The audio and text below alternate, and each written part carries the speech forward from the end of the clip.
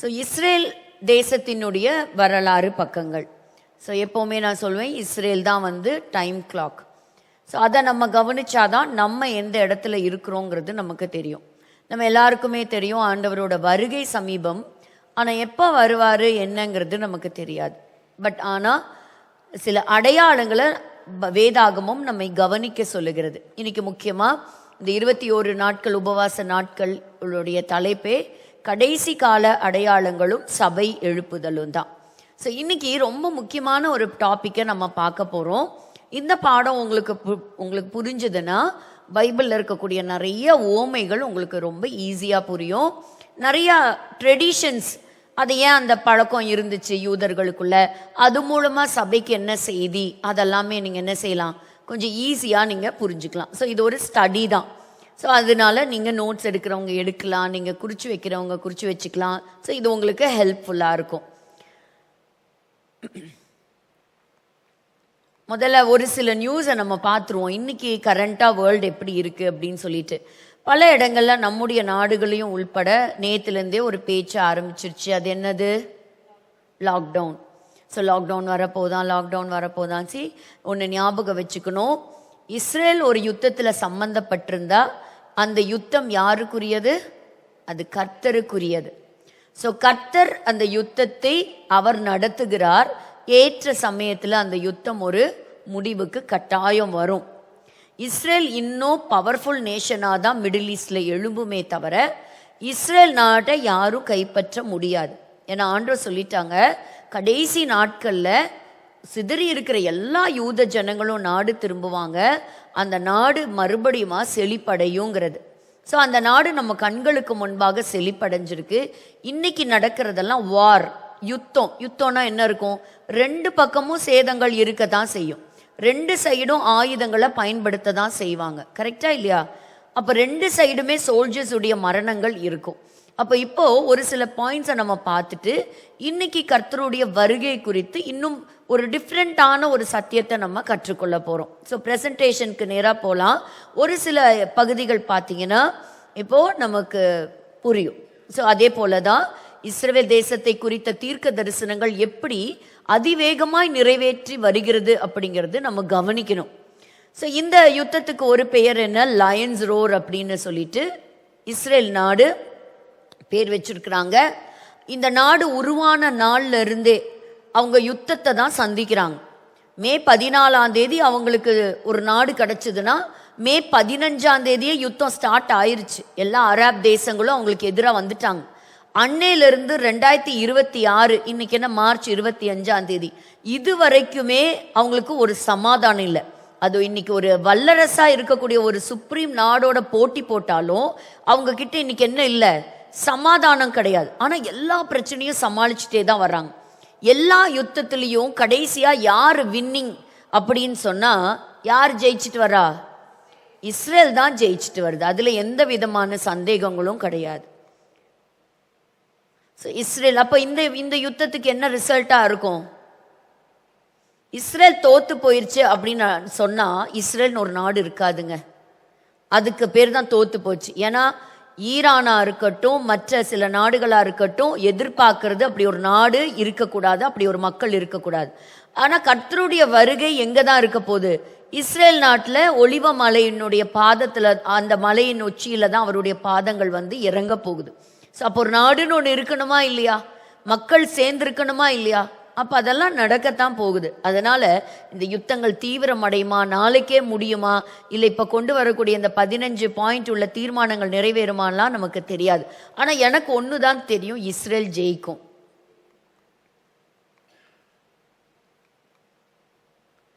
So ஒரு முக்கியம், போன வாரம் புதன்கிழமை நம்ம பார்த்தோம் என்ன அப்படின்னு சொன்னால், எருசலேமை பற்றி நம்ம இதை பற்றி படிச்சுட்டு இருந்தோம். அதாவது த டெம்பிள் மவுண்ட். ஸோ வியாழன் வெள்ளி 2 நாள் நம்ம ஒரு சப்ஜெக்ட் படித்தோம். ஆனால் அதோட ஒரு தொடர்ச்சி நமக்கு ரெக்கார்ட் பண்ணலை. அதனால பலருக்கு அதை ஒருவேளை புதுசாக வந்திருந்தீங்கன்னா உங்களுக்கு தெரியுமா என்னன்னு தெரியல. பட் ஒரு சில கிளிம்ஸ் பார்த்தீங்கன்னா நம்ம பேசிகிட்டு இருந்தோம். இந்த வாரத்திலேயே என்ன ஆயிருக்கு அப்படின்னா, ஜெருசலேமில் இருக்கக்கூடிய டெம்பிள் மவுண்ட்டை சுற்றி தாக்குதல் நடந்திருக்கு. So Dome of the Rock ஞாபகம் இருக்கா? போன வியாழக்கிழமை நான் எடுத்தது உங்களுக்கு ஞாபகம் இருக்கும்னு நினைக்கிறேன். இப்போ இங்கே ரெட் கலரில் இருக்கிற அந்த பாயிண்ட்ஸ் எல்லாம் என்னன்னா, டெம்பிள் மவுண்ட்டுக்கு பக்கத்துலேயே வந்து சில மிசைல்ஸ் எல்லாம் விழுந்திருக்கு. ஸோ ஒன்று நல்லா புரிஞ்சுக்கணும், அப்போது இஸ்ரேல் தேசம் அங்கே வரக்கூடிய மிசைல்ஸ் எல்லாம் அது வந்து வானத்திலே கண்டறிஞ்சு அழிக்கக்கூடிய சக்தி அதுக்கிட்ட இருக்குது. அதாவது அயன் டோம் அப்படின்னு சொல்லக்கூடிய ஒரு மிகப்பெரிய டெக்னாலஜி அவங்க கையில் வச்சிருக்கிறாங்க.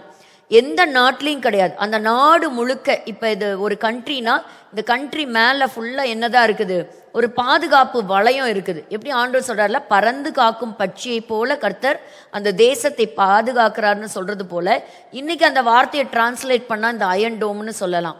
பட் ஏன் அயன் டோம் யூஸ் பண்ணலை அப்படிங்கிறது இன்னைக்கு பார்க்கலாம். ஸோ இந்த இடத்துக்குள்ள தான் வந்து சில மிசைல்ஸ் எல்லாம் வந்து பாருங்க எந்த அளவுக்கு வந்து விழுந்திருக்கு பாருங்க. அதாவது எனக்கு என்ன இதெல்லாம் தோணுச்சு அப்படின்னா, ஒருவேளை அடுத்த ஒரு பாம் வந்து மிசைல் வந்து டைரக்டா இப்ப நம்ம பார்த்த டோம் ஆஃப் த ராக்லயோ பக்கத்துல 3 பேர்த்துக்கு 3 ரிலீஜனுக்கு சம்பந்தப்பட்ட சில மதங்களை சார்ந்த சில டெம்பிள் இருக்கு. அல்லக்ஸா மாஸ்க் இருக்குது, ஹோலி செப்பல்கர் சர்ச் இருக்குது, இந்த டோம் ஆஃப் த ராக் இருக்கு. இதுல ஏதாவது ஒன்று விழுந்தாலும் யூதர்கள் கட்டாயம் இது ஒரு சான்ஸா எடுத்துட்டு என்ன பண்ணிடுவாங்க, 3வது தேவாலயம் கட்டுவதற்கான பணியை தீவிரப்படுத்திடுவாங்க. இத்தனை நாள் இங்க வந்து எந்த பாம்பும் விழுந்தது கிடையாது. ஏன்னா இந்த இடத்துக்காக தான் சண்டையே நடக்குது. இந்த போரினுடைய ஆரம்பம் அக்டோபர் 7, 2023 ஒரு யுத்தம் நடக்கும்போது எப்படி ஒரு புயலுக்கு பேர் வைக்கிறாங்களோ அந்த மாதிரி யுத்தத்துக்கும் பேர் இருக்கும். அப்போ இதுக்கு இந்த ஹமாஸ் தீவிரவாத இயக்கங்கள் கொடுத்த பெயர் என்ன, அல் அக்ஸா ஸ்டாம் தான் கொடுத்தாங்க. அல் அக்ஸாவுக்கும் இங்க நடக்கிற யுத்தத்துக்கு ஒரு சம்பந்தம் கிடையாது. அல் அக்ஸாங்கிறது எங்க இருக்கு, இந்த டெம்பிள் மவுண்ட்ல இருக்கக்கூடிய ஒரு பகுதி, அவ்வளவுதான். ஸோ இந்த இடத்துல பாருங்க, இது வந்து இந்த போன வீக் நம்ம பேசி முடிச்சதுக்கு பிறகு நடந்த ஒரு மிகப்பெரிய ஒரு தாக்குதல் அந்த இடத்துல நடந்திருக்குது. ஸோ கிட்டத்தட்ட மெயினான இடத்துலேருந்து ஒரு 400 yardsல நடந்திருக்கு. ஒருவேளை கொஞ்சம் தள்ளி விழுந்திருந்தா இன்னைக்கு வரலாறே மாறி இருக்கும்னு தான் நான் சொல்லுவேன். ஸோ இதெல்லாம் ஒருவேளை நம்ம யூகிக்க முடியாத விதத்தில் ஆண்டவர் அந்த மழையை அவங்களுக்கு கட்டாயம் கொடுக்கத்தான் போறாரு. ஏன்னா தேவாலயம் அவர்கள் கட்டித்தான் ஆக வேண்டும். ஏற்கனவே அந்த தேவாலயம் கட்டுவதற்கான எல்லா பணியும் செய்து முடிச்சிருக்கிறாங்க. அந்த தேவாலயத்தில் வைக்க வேண்டிய அத்தனை பொருட்களும் எப்படி இருக்குது, ரெடி ஸ்டேட்ல இருக்குது. ஸோ இப்போ இந்த இடம் தான் வேணும், அந்த இடத்த தான் இப்போ கை தொட முடியாது. ஆனால் இந்த யுத்தம் ஒருவேளை அதுக்கு வழிவகுக்குமோ என்னமோ தெரியல. ஸோ மேலே பாருங்க, இந்த டோம் ஆஃப் த ராக்குக்கு மேலே, ஸோ இந்த படகு உங்களுக்கு தெரியுதா, அது பார்த்தீங்கன்னா பாருங்க அதோடைய மிசைல்ஸ் எப்படி அங்கே வந்து பாஸ் ஆகுறத நம்ம பார்க்குறோம். ஸோ இதான் ஃபர்ஸ்ட் டைம் ரொம்ப காலத்துக்கு அப்புறம் வந்து ஹோலி செப்பல்கர் சர்ச்சை வந்து க்ளோஸ் பண்ணியிருக்கிறாங்க. இஸ்ரேல் வந்து பார்வையாளரை அனுமதிக்கல. ஓல்டு சிட்டி ஜெருசலேம் முழுமையா ஒரு மிகப்பெரிய ஒரு பாதுகாப்புக்குள்ள கடந்து வந்திருக்கு. தெல் அவீவ்லயும் தாக்குதல் நடக்குது. பட் சில மீடியாக்கள் சொல்றது போல அல்ல. தாக்குதல் இருக்கு, சேதங்கள் இருக்கு, சில உயிரிழப்புகளும் இருக்கத்தான் செய்கிறது. ஸோ இந்த கேட் எல்லாம் ரொம்ப காலமா க்ளோஸ் பண்ணதே கிடையாது. இதெல்லாம் ஒரு ஹிஸ்டாரிக்கல் ஈவெண்ட். இதுதான் வந்து ஜாஃபா கேட் அப்படின்னு சொல்லக்கூடிய ஒரு முக்கியமான கேட். எருசலேமை சுற்றி 8 கேட் இருக்குது, முக்கியமான 8 கேட் இருக்கு. அதில் ஒரு கேட் பார்த்தீங்கன்னா இந்த ஜாஃபா கேட். இந்த ஜாஃபா கேட், இந்த கேட்டெல்லாம் அமைச்சது 1538 அந்த சமயத்தில் இருந்த ஆட்டோமன் எம்பையர் சுலைமான். ஸோ அவருடைய காலத்துக்கு பிறகு வந்து பார்த்தீங்கன்னா இது கொஞ்ச நாள் மூடப்பட்டிருந்தது. அதற்கு பிறகு பிரிட்டிஷுடைய ஆட்சி காலத்துக்கு வந்த சமயத்தில் ஆலன் பை அப்படின்னு சொல்லக்கூடிய ஒரு ஜெனரல் அவர் வரும்பொழுது எருசலேம்குள்ள நகரத்துக்குள்ள வரும்போது இந்த ஜாஃபா கேட் வழியாக தான் தன்னுடைய குதிரையில் உள்ள வந்தாருங்க. வரும்போதே அந்த குதிரையை விட்டு ஆலன் பை கீழே குதிச்சு இறங்கினார். சொன்னாரு, என்னுடைய மகாராஜா வாழ்ந்த இந்த பட்டணத்துக்குள்ள நான் குதிரையில வர்றதா அப்படின்னு சொல்லி தன்னை தாழ்த்தி அந்த குதிரையை விட்டு இறங்கி போனது ஒரு வரலாற்றில் பதிவு பண்ணப்பட்ட ஒரு சம்பவம். ஸோ அவருடைய வழி எந்த வழியில வந்தார் அப்படின்னா அந்த ஜாஃபா கேட் இது வழியா தான் வந்து அதுக்கப்புறம் அந்த நாடு கிடைச்சது. இதெல்லாம் பழைய பொற்கலசம் பாடங்களில் பார்த்துருக்குறோம். ஸோ உங்களுக்கு வந்தவங்களுக்கு ஒரு நினைவுபடுத்துறதுக்காக. ஸோ இங்கே பாருங்க, இது வந்து வெஸ்டர்ன் வால். நான் உங்களுக்கு சொன்னேன், அங்கே ஒரு மிகப்பெரிய செவுரு இருக்கும். அந்த செவுருக்கிட்ட தான் போய் என்ன செய்வாங்க, டே அண்ட் நைட் 24/7 அங்கே வந்து ப்ரேயர் நடந்துக்கிட்டே இருக்கும். இது வந்து ஜெருசலேமில் இருக்கக்கூடிய ஓல்டு சிட்டி. ஸோ இந்த பக்கத்துல எல்லாம் பார்க்கும் பொழுது அங்கேயும் என்ன ஆயிருக்குது, சில குண்டுகள்லாம் வைக்கப்பட்டிருக்கிறது. பாருங்க, இதுதான் அந்த அந்த என்ட்ரன்ஸ். பாருங்க எப்படி தாக்குதல் நடந்திருக்கு அப்படிங்கிறது. இதெல்லாமே அந்த டெம்பிள் மவுண்ட் பக்கத்துல நடந்த தாக்குதல். பாத்தீங்களா இத? ஸோ அங்க ஒரு மிசைல். இது வந்து ரொம்ப இம்பார்ட்டன்ட் பிளேஸ். உலகத்திலேயே வந்து இன்னைக்கு அடுத்தது என்ன நடக்குங்கிறது. ஸோ பெஞ்சமின் நெத்தன்யாஹு பேசுறத நம்ம கொஞ்சம் கவனிக்கலாம்.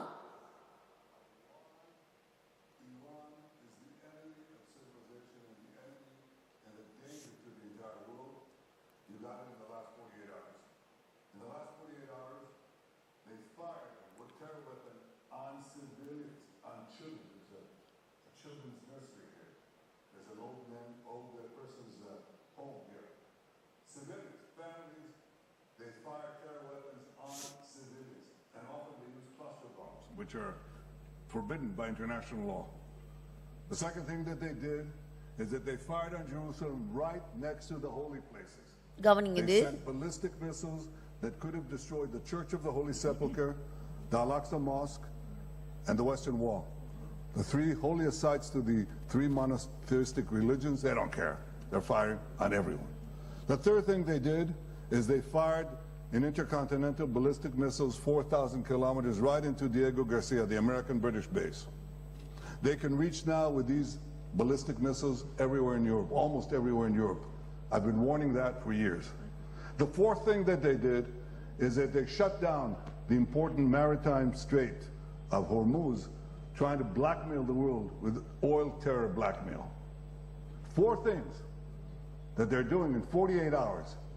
And I asked the leaders of the world, the leaders of the free world, the leaders of the moderate states, what more are you waiting for? President Trump has correctly said that Israel, the United States and Israel in this great partnership, we're fighting the battle not only for ourselves, but for all of you. And he asked a simple question, where are you?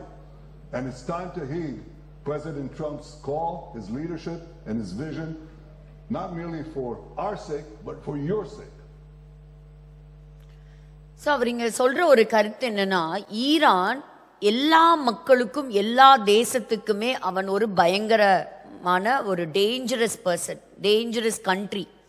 4000 kilometre தாண்டியும் அவங்க கிட்ட இருக்கக்கூடிய ரொம்ப மோசமான ஆயுதங்களை பயன்படுத்துறாங்க.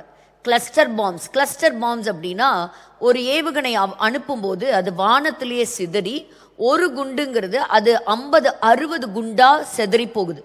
So ஒரு குண்டுக்குள்ள, ஒரு பெரிய மிசைலுக்குள்ள எவ்வளோ இருக்குன்னு அப்படி உங்களுக்கு புரியுற மாதிரி சொல்கிறேன். எவ்வளோ குண்டு இருக்கு? ஒரு 50-60 குண்டு. அது வானத்திலே செதறும் போது அத்தனையும் தாக்கி அழிக்கிற அளவுக்கு அயன் டோமை பயன்படுத்தினா அது ரொம்ப எக்ஸ்பென்சிவ். அத்தனையும் வந்து வானத்தில் அழிச்சா அவங்க கிட்ட சீக்கிரமா இன்டர்செப்டர் எல்லாம் முடிஞ்சு போயிடும். அதை பண்ண முடியாது. அதனால சிலது வந்து கீழே விழதான் செய்யும். ஸோ எங்க வந்து ஜனங்கள் இல்லையோ அந்த இடத்துல இன்டர்செப்ட் பண்ண மாட்டாங்க, அது வந்து கீழே விழுந்துரும். ஆட்கள் இல்லாத ஒரு வனாந்திரமா இருக்கலாம், ஒரு ஒரு ஒரு காமன் பிளேஸா இருக்கலாம், அங்க வருது, அங்க மக்கள் இல்லை அப்படின்னா இன்டர்செப்ட் பண்ண மாட்டாங்க. ஆனா 50-60 பாம்பை தூக்கிட்டு வரும்போது எத்தனை இன்டர்செப்ட் பண்ணுவாங்க? ஸோ இதெல்லாம் எதுக்கு நான் சொல்றேன்னா, நம்முடைய ஜபங்கள் இன்னும் அதிகமாகட்டும். அது நம்பர் 1. ஸோ அப்போ நெத்தன்யாஹு அவங்க சொல்றது 4000 கிலோமீட்டர் தாண்டி வந்து ஒரு தேசத்தை தாக்க முடியும் அப்படின்னா, ஸோ இது வந்து ஒரு பெரிய வார்னிங். இப்போ ஐரோப்பிய நாடுகள் எல்லாமே அலர்ட்டா இருக்கணும். இப்போ ஈரான், இஸ்ரேல், யுஎஸ் இவங்க 3 பேத்துக்கும் நடக்கிற யுத்தங்கள்ல இவங்க மட்டும் பாதிக்கப்படலை. கத்தார், குவைத், துபாய் இல்லையா, அபுதாபி மற்றும் ஏராளமான நாடுகள்ல இருக்கக்கூடிய அமெரிக்கன் பேசஸ் அடி வாங்குது. முக்கியமா எல்லா புரிஞ்சு நம்ம என்ன செய்யணும், ஜோம் பண்ணணும். அப்ப அந்த ஹார்முஸ்ன்னு சொல்லக்கூடிய ஜலசந்தியை அடைச்சிட்டா அந்த பாதையில தான் உலகம் முழுவதும் இருக்கக்கூடிய அநேக வியாபார கப்பல்கள் வருது. ஸோ ஈரான் விட மாட்டேங்குது. ஒரு சில நாடுகளுக்கு அது விடுது, சிலதெல்லாம் விட மாட்டேங்குது. அப்போ என்ன ஆகுது, ஒரு லாங் ரூட் எடுத்துட்டு வரும்போது பணம் அதிகமாகுது, அமௌண்ட் அதிகமாகுது. ஸோ அது ஒரு பெரிய ஒரு பிரச்சனையா இருக்கு. ஸோ நம்மலாம் இன்னைக்கு என்ன செய்ய போறோம்? அதுக்காக ஜெபம் பண்றோம். அப்பதான் பாருங்க, எங்கேயோ நடக்கிற யுத்தம்னு நினைச்சோம், இன்னைக்கு நம்மளும் பாதிக்கப்பட்டிருக்கிறோமா இல்லையா? நம்மளும் பாதிக்கப்பட்டிருக்கிறோம். ஸோ அதை தான் அவர் சொல்றார். ரெண்டாவது, எந்த அளவுக்கு ஆயுதங்கள் பயன்படுத்துறாங்க, ட்ரேட் ரூட் எல்லாம் வந்து ஸ்டாப் பண்றாங்க, பல நாடுகள் அவங்க தாக்கிட்டு இருக்கிறாங்க. ஸோ அதனால இது அச்சுறுத்தல் அப்படிங்கிறது உலகத்தில் இருக்கக்கூடிய எல்லா தேசங்களுக்கும் தான். ஸோ அடுத்தது போலாம்.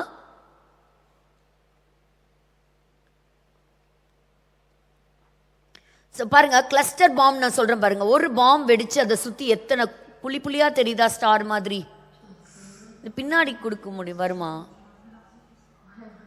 பாருங்க. இந்த பாருங்க, கிளஸ்டர் வார்ஹெட் மிசைல்னா இப்படிதான் வரும். மேல வானத்திலே வெடிச்சு செதறி ஒண்ணு வந்து என்னவா மாறுது, 50 மாறி கீழே விழுது. ஸோ சென்ட்ரல் இஸ்ரேலும் வந்து பெரிய ஒரு தாக்குதலுக்குள்ளதான் வந்திருக்கு. ஹைஃபா, ஜெருசலேம், தெல்லவிவ் இத்தனை இருந்தாலும் இஸ்ரேல் உலகத்திலே சந்தோஷமான நாடுகள் அப்படிங்கிற பட்டியல் எடுக்கும்போது பார்த்தா பாருங்க, இந்த இடத்துல நம்ம பார்க்குறோம் ஒரு 8th பிளேஸ்ல ஏதோ இஸ்ரேல் இருக்கு. So Israel still holds 8th rank. இவ்வளோ வார்க்கு நடுவுலையும் அந்த தேசம். What has to be done is to have alternative routes instead of going through the choke points of the Hormuz Straits and the Bab el-Mandeb Straits. In order to have the flow of oil, just have oil pipelines, gas pipelines going west through the Arabian Peninsula. So வேற புதுசா பைப்லைனா நம்ம போடணும், அந்த ஒரு பாயிண்டையே நம்ம நம்பி இருக்க கூடாது அப்படிங்கிறது தான் அவர் இங்க சொல்றார். கேஸா இருக்கட்டும், ஆயிலா இருக்கட்டும், அந்த ஒரு அண்டர் கிரவுண்ட் கடலுக்கு அடியில் இருக்கக்கூடிய பைப்லைன்ஸ், நிறைய நெட்வொர்க் கேபிள்ஸ் எல்லாம் இருக்கும். ஸோ அந்த மாதிரி எல்லாம் என்ன செய்யணும், இன்னொரு மாற்றுப்பாதையை நம்ம கண்டுபிடிக்கணும் அப்படிங்கிறது. ஸோ இன்டர்செப்ஷன் அப்படின்னா என்ன அர்த்தம்னா, இப்போ வானத்தில் வரும்போதே அதை தாக்கி வானத்திலே என்ன செஞ்சிருவாங்கன்னா அழிச்சிருவாங்க. அங்கே பாருங்க, வானத்திலே தாக்கி இப்படிதான் யுத்தம் நடந்துகிட்டு இருக்கு. ரொம்ப காலமா இதுதான் நடந்துட்டு இருக்கு. ஸோ தாஸ் பென் பாஸ்டர் இப்போ நடந்த அந்த தாக்குதல் சைட்டுக்கு விசிட் பண்ணி அங்கே எப்படி இருக்கு அப்படிங்கிறத ஒரு சின்ன கிளிப்பிங் அனுப்பியிருக்காரு, பார்க்கலாம். அமெரிக்க இஸ்ரேல் கூட்டுப்படைகளுக்கும் ஈரானுக்கும் இடையிலே நடக்கிற யுத்தத்தினுடைய 22வது நாள். நேற்றுக்கு 21 நாள் ஃப்ரைடே. நேற்றைய தினம் இஸ்லாமியர்களுக்கு இந்த ரமலான் மாதத்தில் மிக முக்கியமான ஒரு நாள். அதேபோல யூதர்களை பொறுத்தவரையிலும் நேற்றுக்கு ஈவினிங்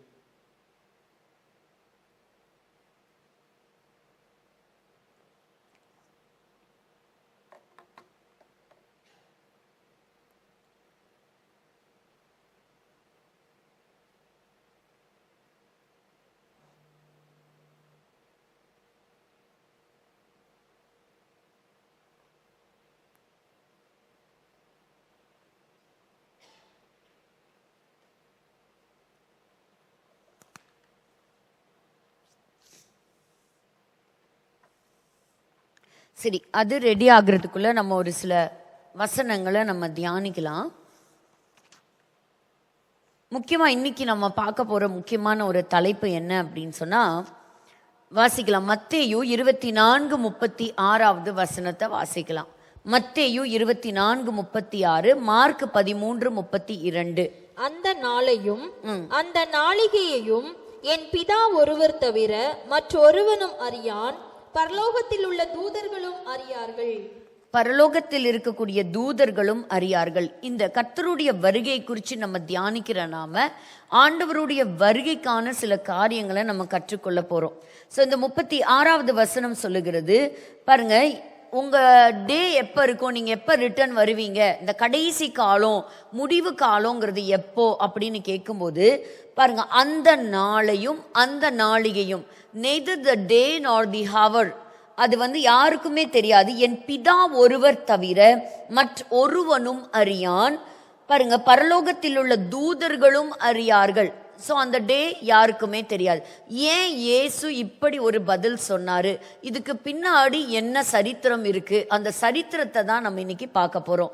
மார்க் 13:32 வாசிக்கலாம். அந்த நாளையும் அந்த நாளிகையையும் பிதா ஒருவர் தவிர மற்றொருவனும் அறியான், பரலோகத்தில் உள்ள தூதர்களும் அறியார்கள், குமாரனும் அறியார். அடுத்தது சேர்த்தியும் சொல்லிட்டாரு, குமாரனும் அறியார். அந்த நாளையும் அந்த நாளிகையும் பிதா ஒருவர் தவிர வேறு ஒருவரும் அறியார்கள் அப்படிங்கிறத ரொம்பவே என்ன பண்ணிட்டாரு, கிளியராகவே இங்கே சொல்லிட்டார். அப்போ இந்த இடத்துல நம்ம பார்க்குறோம், அப்போ நம்ம வந்து டே தெரியாது, டைம் தெரியாது, ஆனால் இயேசு கிறிஸ்து வருவேன்னு சொல்லிட்டார். அப்படின்னா நம்ம எப்படி இருக்கணும்? அலர்ட்டாக இருக்கணும், ரொம்ப கவனமாக இருக்கணும், ஜாக்கிரதையாக இருக்கணும், ஆயத்தமாக இருக்கணும். கரெக்டாக இல்லையா? we have to be very vigilant, we have to be alert and we have to be very prepared. யார் இதெல்லாம் இருக்கணும்? சபை தான். ஸோ ஏன் அப்படி? சபைக்கும் அவருடைய வருகைக்கும் என்ன சம்பந்தம்? இப்போ இயேசு கிறிஸ்து வருகிறார் அப்படின்னு நம்ம எல்லாருக்கும் தெரியாது. 1 தெசலோனிக்கேயர் 4ஆம் அதிகாரம் 16 நம்ம வாசிக்கிறோம், 5ஆம் அதிகாரம் முழுவதுமாக வாசிக்கிறோம். அப்படி ஏராளமான அடையாளங்கள் இருக்கு. ஸோ இயேசு கிறிஸ்து வரும்பொழுது அவர் எப்படி திரும்பி வருகிறாராம்? முதலாவது, அவர் நல்ல சமாரியனாக வருகிறார். நல்ல சமாரியனாக வருவேன்னு சொல்லியிருக்கிறார். ரெண்டாவது பார்க்கும்போது, புறதேசத்துக்கு புறப்பட்டு போன ஒரு எஜமான் எப்படி திரும்ப வந்து கணக்கு கேட்க வருகிறாரோ, அதே போல நம்முடைய ராஜாவாகிய இயேசு கிறிஸ்து மீண்டுமாக அவர் வருகிறார். அதை நம்ம மத்தேயு 25ஆம் அதிகாரத்துல எல்லாம் நம்ம நிறைய ஊமைகள் மூலமாக நம்ம பார்க்கிறோம். அடுத்தது அவர் எப்படி வருவேன்னு சொல்லியிருக்கிறார்னா, பிரதான மேய்ப்பராக வருகிறார், ஒரு பிரதான ஆசாரியனாக அவர் வரப்போகிறார் அப்படிங்கிறது. அடுத்தது, இந்த பிரதான ஆசாரியன் எப்படி வரப்போறாரு? அவர் ஒரு கன்னிகையை விவாகம் செய்ய வருகிறார் அப்படின்னு சொல்லி பார்க்கிறோம். அடுத்தது, மணவாட்டியை சேர்த்து கொள்ள மணவாளன் அவர் வருகிறார். ஹல்லேலூயா. அப்ப இன்னைக்கு நம்ம பார்க்க போறது என்னன்னா, மணவாளன் மணவாட்டி. ஸோ எதுக்கு? நிறைய ஒரு காரியங்கள், ஒரு நியாயாதிபதியாக வருகிறார், ராஜாதி ராஜாவாக வருகிறார், தன்னுடைய ராஜ்யத்தை ஸ்தாபிப்பதற்காக இயேசு மறுபடியும் வரப்போகிறார். இத்தனை பாயிண்ட் இருந்தாலும் இன்னைக்கு நம்ம ஒரே ஒரு கான்செப்டை, யூதர்களுடைய திருமணம் எப்படி நடக்கும், இயேசு கிறிஸ்து இருந்த நாட்கள்ல திருமணம் எப்படி நடந்துச்சு, அதை வச்சுதான் நம்ம இன்னைக்கு அவருடைய வருகையை பார்க்க போறோம். ஓகேவா? ஸோ இன்னைக்கு அந்த கல்யாணத்தை பத்தி பாருங்க. வேதாகமத்தின் ஆரம்பமும் ஒரு கல்யாணத்துல தான் ஆரம்பிக்குது. ஏதேன் தோட்டத்துல ஆதாம் ஏவாளுடைய திருமணத்துல ஆரம்பிச்சு, அதே மாதிரி புதிய எருசலேம், அங்க என்னது, ஆட்டுக்குட்டியானவருடைய திருமணத்துல தான் இந்த வேதாகமமே முடியுது. ஸோ முதல் அற்புதம் புதிய ஏற்பாடு எடுக்கும்போது, இயேசு கிறிஸ்து முதல் அற்புதத்தை ஏதோ தேவாலயத்திலேயோ இல்லைன்னா ஒரு பெரிய அரண்மனையிலையோ ஒரு வீட்டிலையோ அவர் பண்ணல. முதல் அற்புதம் எங்க ரெக்கார்டா இருக்குது? ஒரு கானாவூர் கல்யாணத்துல தான் அவருடைய முதல் அற்புதம் ரெக்கார்ட் ஆயிருக்கு. அவர் செய்த முதல் அற்புதம் எங்க தான்? ஒரு திருமணத்துல தான் நடந்திருக்கு அப்படிங்கிறத நம்ம பார்க்கிறோம். அப்ப திருமணம் அப்படிங்கிறது ரொம்ப முக்கியம். திருமணம், marriage is the one which God instituted. யாரும் கண்டுபிடிக்கல. சைனாக்காரங்க நாட்டிலையும் திருமணம் நடக்குது, இந்தியாவிலையும் திருமணம் நடக்குது, அமெரிக்காலையும் திருமணம் நடக்குது. அப்ப யார் இந்த திருமணத்தை கண்டுபிடிச்சா? மனுஷங்க யாரும் உருவாக்கல. இந்த திருமணம் அப்படிங்கிறது தேவனாகிய கர்த்தர் உருவாக்கினது. பாருங்க, உலகத்துல பலவிதமான உறவுகள் இருக்கு. 2 நண்பர்கள் இருக்கிறாங்க, கூட பிறந்த சகோதர சகோதரிகள் இருக்கிறாங்க, தாய் பிள்ளை இருக்கிறாங்க, இல்ல சித்தப்பா மாமா, இப்படி பல உறவுகள் இருக்கு. எந்த உறவையும் நீங்க விட்டு பிரியும் போது இல்ல சேரும் போது அது ஒரு பெரிய ஒரு நீதிமன்றமோ இல்லைன்னா கவர்மெண்ட்டோ தலையிடுறது கிடையாது. ஆனா ஒரு கணவன் மனைவிங்கிற ஒரு உறவு பிரியும் போது அரசாங்கம் தலையிடுது. கரெக்டா இல்லையா? அப்போ நீங்க அங்க என்ன பண்ணணும்? டிவோர்ஸ்னு ஒன்று வாங்கினாதான் நீங்க என்ன செய்ய முடியும்? பிரிய முடியும். மற்றபடி எங்க அம்மாவும் நானும் பேசிக்கிறதுல யாரும் கண்டுக்க போறது இல்லை. நாங்க ஃப்ரெண்ட்ஸ், நாங்க பிரிஞ்சிட்டோம், யாரும் கண்டுக்க போறது கிடையாது. ஆனா இந்த உறவு மட்டும் ரொம்ப ஒரு முக்கியமான மேன்மையான ஒரு உறவு. ஸோ இந்த உறவை உண்டாக்குனது யாரு? கர்த்தர். இன்னைக்கு வரைக்கும் பாருங்க, ஏன் போய் நம்ம டிவோர்ஸ்னு ஒரு ஆப்ஷன், ஏன் அதை நான் வாங்கணும் தெரியாது. இதெல்லாம் தான் இன்னைக்கு நம்ம கத்துக்க போறோம் இந்த திருமணத்திலிருந்து. சரியா? அப்ப இங்க நம்ம பார்க்கிறோம் அவர் எப்படி வருவாராம். பிரதான ஆசாரியர்களை பத்தி பார்க்கும் பொழுது முதல்ல அவங்க எப்படி இருப்பாங்கங்கிறத பார்த்துக்கலாம். அப்பதான் இன்னைக்கு நம்ம சில ஜெபங்கள்லாம் ஒரு குறிப்பு எடுத்து நம்ம ஜெபம் பண்ணியிருக்கிறோம். ஸோ இன்னைக்கு பரிசுத்தத்தை காத்துக்கொள்ளணும். ஆண்டவருடைய வருகைக்கு ஆயத்தம் அப்படிங்கிறது, பரிசுத்தம்ங்கிறது தான் ஆயத்தம். ஓகேவா? ஸோ பாருங்க, ஒரு சில வசனங்கள் லேவியராகமம் 21வது அதிகாரத்துக்கு திருப்பிக் கொள்ளலாம். லேவியராகமம் 21வது அதிகாரம் 7வது வசனத்தை வாசிக்கலாம். 7வது வசனம். அவர்கள் தங்கள் தேவனுக்கு பரிசுத்தமானவர்கள் ஆகையால் வேசியையாகிலும் கற்பு குலைந்தவளையாகிலும் விவாகம் பண்ணார்களாக தன் புருஷனாலே தள்ளப்பட்ட ஸ்திரீயையும் விவாகம் பண்ணார்களாக. இதெல்லாம் யாருக்கு சொல்றாரு? லேவி கோத்திரத்துல பிறந்த பிரதான ஆசாரியனாக தெரிந்தெடுக்கப்பட்ட ஆரோன் குடும்பத்துக்கு ஆண்டவர் கொடுக்கிற கட்டளை. அப்ப அவங்க யாரை கல்யாணம் பண்ண மாட்டாங்களாம்? இந்த இடத்துல பாருங்க, தேவனுக்கு அவர்கள் பரிசுத்தமானவர்கள். அதனால அவங்க ஒரு வேசிய கல்யாணம் பண்ணக்கூடாது, கற்பு இழந்தவளை கல்யாணம் பண்ணக்கூடாது. அடுத்தது புருஷனால தள்ளப்பட்டவளை என்ன செய்ய மாட்டாங்க? அவங்க கல்யாணம் பண்ண மாட்டாங்க. யார் இவங்கெல்லாம்? அந்த நாட்கள்ல தேவனுடைய ஆலயத்துல ஊழியம் செய்த ஆசாரியர்கள், லேவி கோத்திரத்துல வந்த ஆசாரியர்கள். அடுத்தது 13-14 வசனத்துல வாசிக்கலாம். கன்னிகையா இருக்கிற பெண்ணை அவன் விவாகம் பண்ண வேண்டும். அப்போ ஒரு கன்னிகையா இருக்கிற பெண்ணை என்ன செய்வாங்க? அவங்கள தான் கல்யாணம் பண்ண, வெர்ஜின், அவங்கள கல்யாணம் பண்ணுவாங்க. விதவையை ஆனாலும், தள்ளப்பட்டவளை ஆனாலும், கற்பு குழந்தவளை ஆனாலும், வேசியை ஆனாலும் விவாகம் பண்ணாமல் தன் ஜனங்களுக்குள்ளே ஒரு கன்னிகையை விவாகம் பண்ண கடவன். அப்போ ஒரு சாதாரண ஆசாரியனுக்கு இவ்வளோ ஆண்டவர் ரூல்ஸ் போட்டிருக்கிறாங்க. 21வது அதிகாரத்தை நம்ம வாசிக்கும் போது ஒரு ஆசாரியன் எப்படி இருக்கணும், யாரை திருமணம் செய்யணும். இன்னைக்கு தான் என்னாச்சு? இன்னைக்கு ஊழியக்காரங்களையும் இப்படிப்பட்ட ஒரு பாவத்துக்குள்ள கண்டுபிடிக்கக்கூடிய ஒரு அவல நிலை இன்னைக்கு சபைகளுக்குள்ள காணப்படுது. ஆனா அன்னைக்கு பாருங்க, ஆசாரியனுக்கு ஆண்டவர் எந்த அளவுக்கு கண்டிப்பான இன்ஸ்ட்ரக்ஷன்ஸை கொடுத்திருக்கிறார் பாருங்க, இல்லையா? அப்படி ஆசாரியன் கன்னிகையை விவாகம் செய்ய வருகிறான். அது போல கன்னிகையாகிய, ஒப்பு கொடுக்கப்பட்ட கன்னிகையாகிய, அப்படிதான் பவுல் எழுதுறார், அந்த சபையை விவாகம் பண்ணுவதற்காக இயேசு கிறிஸ்து வருகிறார். அவர் ரத்தம் சிந்தி சம்பாதித்தது சபை. சோ சபை அவருக்கு எப்படி இருக்கு? கன்னிகையாகிய மணவாட்டி. யார் அது? இந்த கட்டடமோ இந்த ஸ்பீக்கரோ இந்த மேடையோ இல்ல, நீங்களும் நானும் தான். அப்போ நம்ம அவர் வரும்போது எப்படி இருக்கணும்? மாசற்றவர்களாக, குற்றமற்றவர்களாக நம்ம இருக்கணும். ரொம்ப அழகா அவர் சொல்லும் பொழுது ஒரு வசனத்தை இன்னொன்னு கூட வாசிக்கலாம். 2 பேதுரு அந்த லெட்டர்ஸ் ரொம்ப இம்பார்ட்டன்ட். அதை நம்ம ரொம்ப கவனம் செலுத்தி வாசிக்கணும். கடைசி காலங்களுக்கெல்லாம் ரொம்ப பிரயோஜனமான வசனங்களை அப்போஸ்தலர்கள் எழுதி வைத்து போயிருக்கிறாங்க. 3ஆம் அதிகாரம் 12வது வசனத்திலிருந்தே வாசிக்கலாம். தேவனுடைய நாள் சீக்கிரமாய் வரும்படிக்கு மிகுந்த ஆவலோட காத்திருங்கள். தேவனுடைய நாள் சீக்கிரமா வர்றதுக்கு என்ன செய்யணுமா? மிகுந்த ஆவலோட காத்திருங்க. அந்த நாளில் வானங்கள் வெந்து அழிந்து பூதங்கள் எரிந்து உருகிப்போம். அவருடைய வாக்குத்தத்தத்தின்படியே நீதி வாசமாயிருக்கும். புதிய வானங்களும் புதிய பூமியும் உண்டாகும் என்று காத்திருக்கிறோம். ஆகையால் பிரியமானவர்களே, இவைகள் வர காத்திருக்கிற நீங்கள் கரையற்றவர்களும் பிழை இல்லாதவர்களுமாய் சமாதானத்தோட அவர் சந்நிதியில் காணப்படும்படி ஜாக்கிரதையாயிருங்கள். போதும். அப்போ அவர் வரும்பொழுது இங்க என்னது? 2ஆம் வருகை பற்றி எழுதப்பட்டிருக்கிறது. அப்போ அவருடைய வருகைக்கு காத்திருக்கிற நீங்க எப்படி இருங்க? கரையற்றவர்களும் பிழை இல்லாதவர்களுமாக சமாதானத்தோட உன் சந்ததியில, அவர் சந்ததி, அவர் சந்நிதியில. யாரு?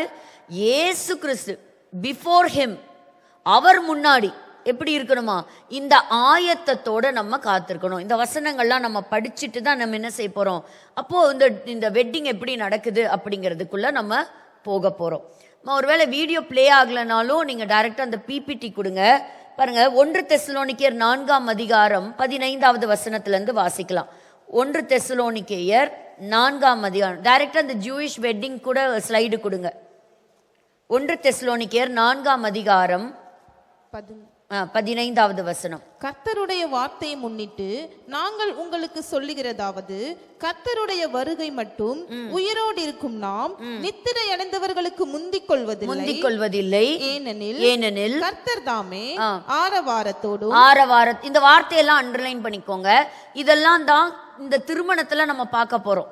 ஆரவாரத்தோடு, பிரதான தூதனுடைய சத்தத்தோடு, தேவ எக்காலத்தோடு வானத்திலிருந்து இறங்கி வருவார். அப்பொழுது கிறிஸ்துவுக்குள் மரித்தவர்கள் முதலாவது எழுந்திருப்பார்கள். பின்பு உயிரோடு இருக்கும் நாமும் கர்த்தருக்கு எதிர்கொண்டு போக மேகங்கள் மேல் அவர்களோட கூட ஆகாயத்தில் எடுத்துக் கொள்ளப்பட்டு இவ்விதமாய் எப்பொழுதும் கர்த்தருடனே கூட இருப்போம். ஆகையால் இந்த வார்த்தைகளினாலே நீங்கள் ஒருவரை ஒருவர் தேற்றுங்கள். இந்த வார்த்தைகளினாலே ஒருவரை ஒருவர் தேற்றுங்கள். இதுதான் நமக்கு இருக்கக்கூடிய மிகப்பெரிய நல்ல செய்தி. இந்த வீடியோக்கு வர வேண்டாம், இதுக்கு முன்னாடி இருக்கிற பிபிடிக்கு வாங்க. பிபிடிலேருந்து ஸ்டார்ட் பண்ணிக்கலாம். அப்போ இந்த இடத்துல நம்ம பார்க்குறோம், ப்ளே ஆகுமா அது? சிறப்பு.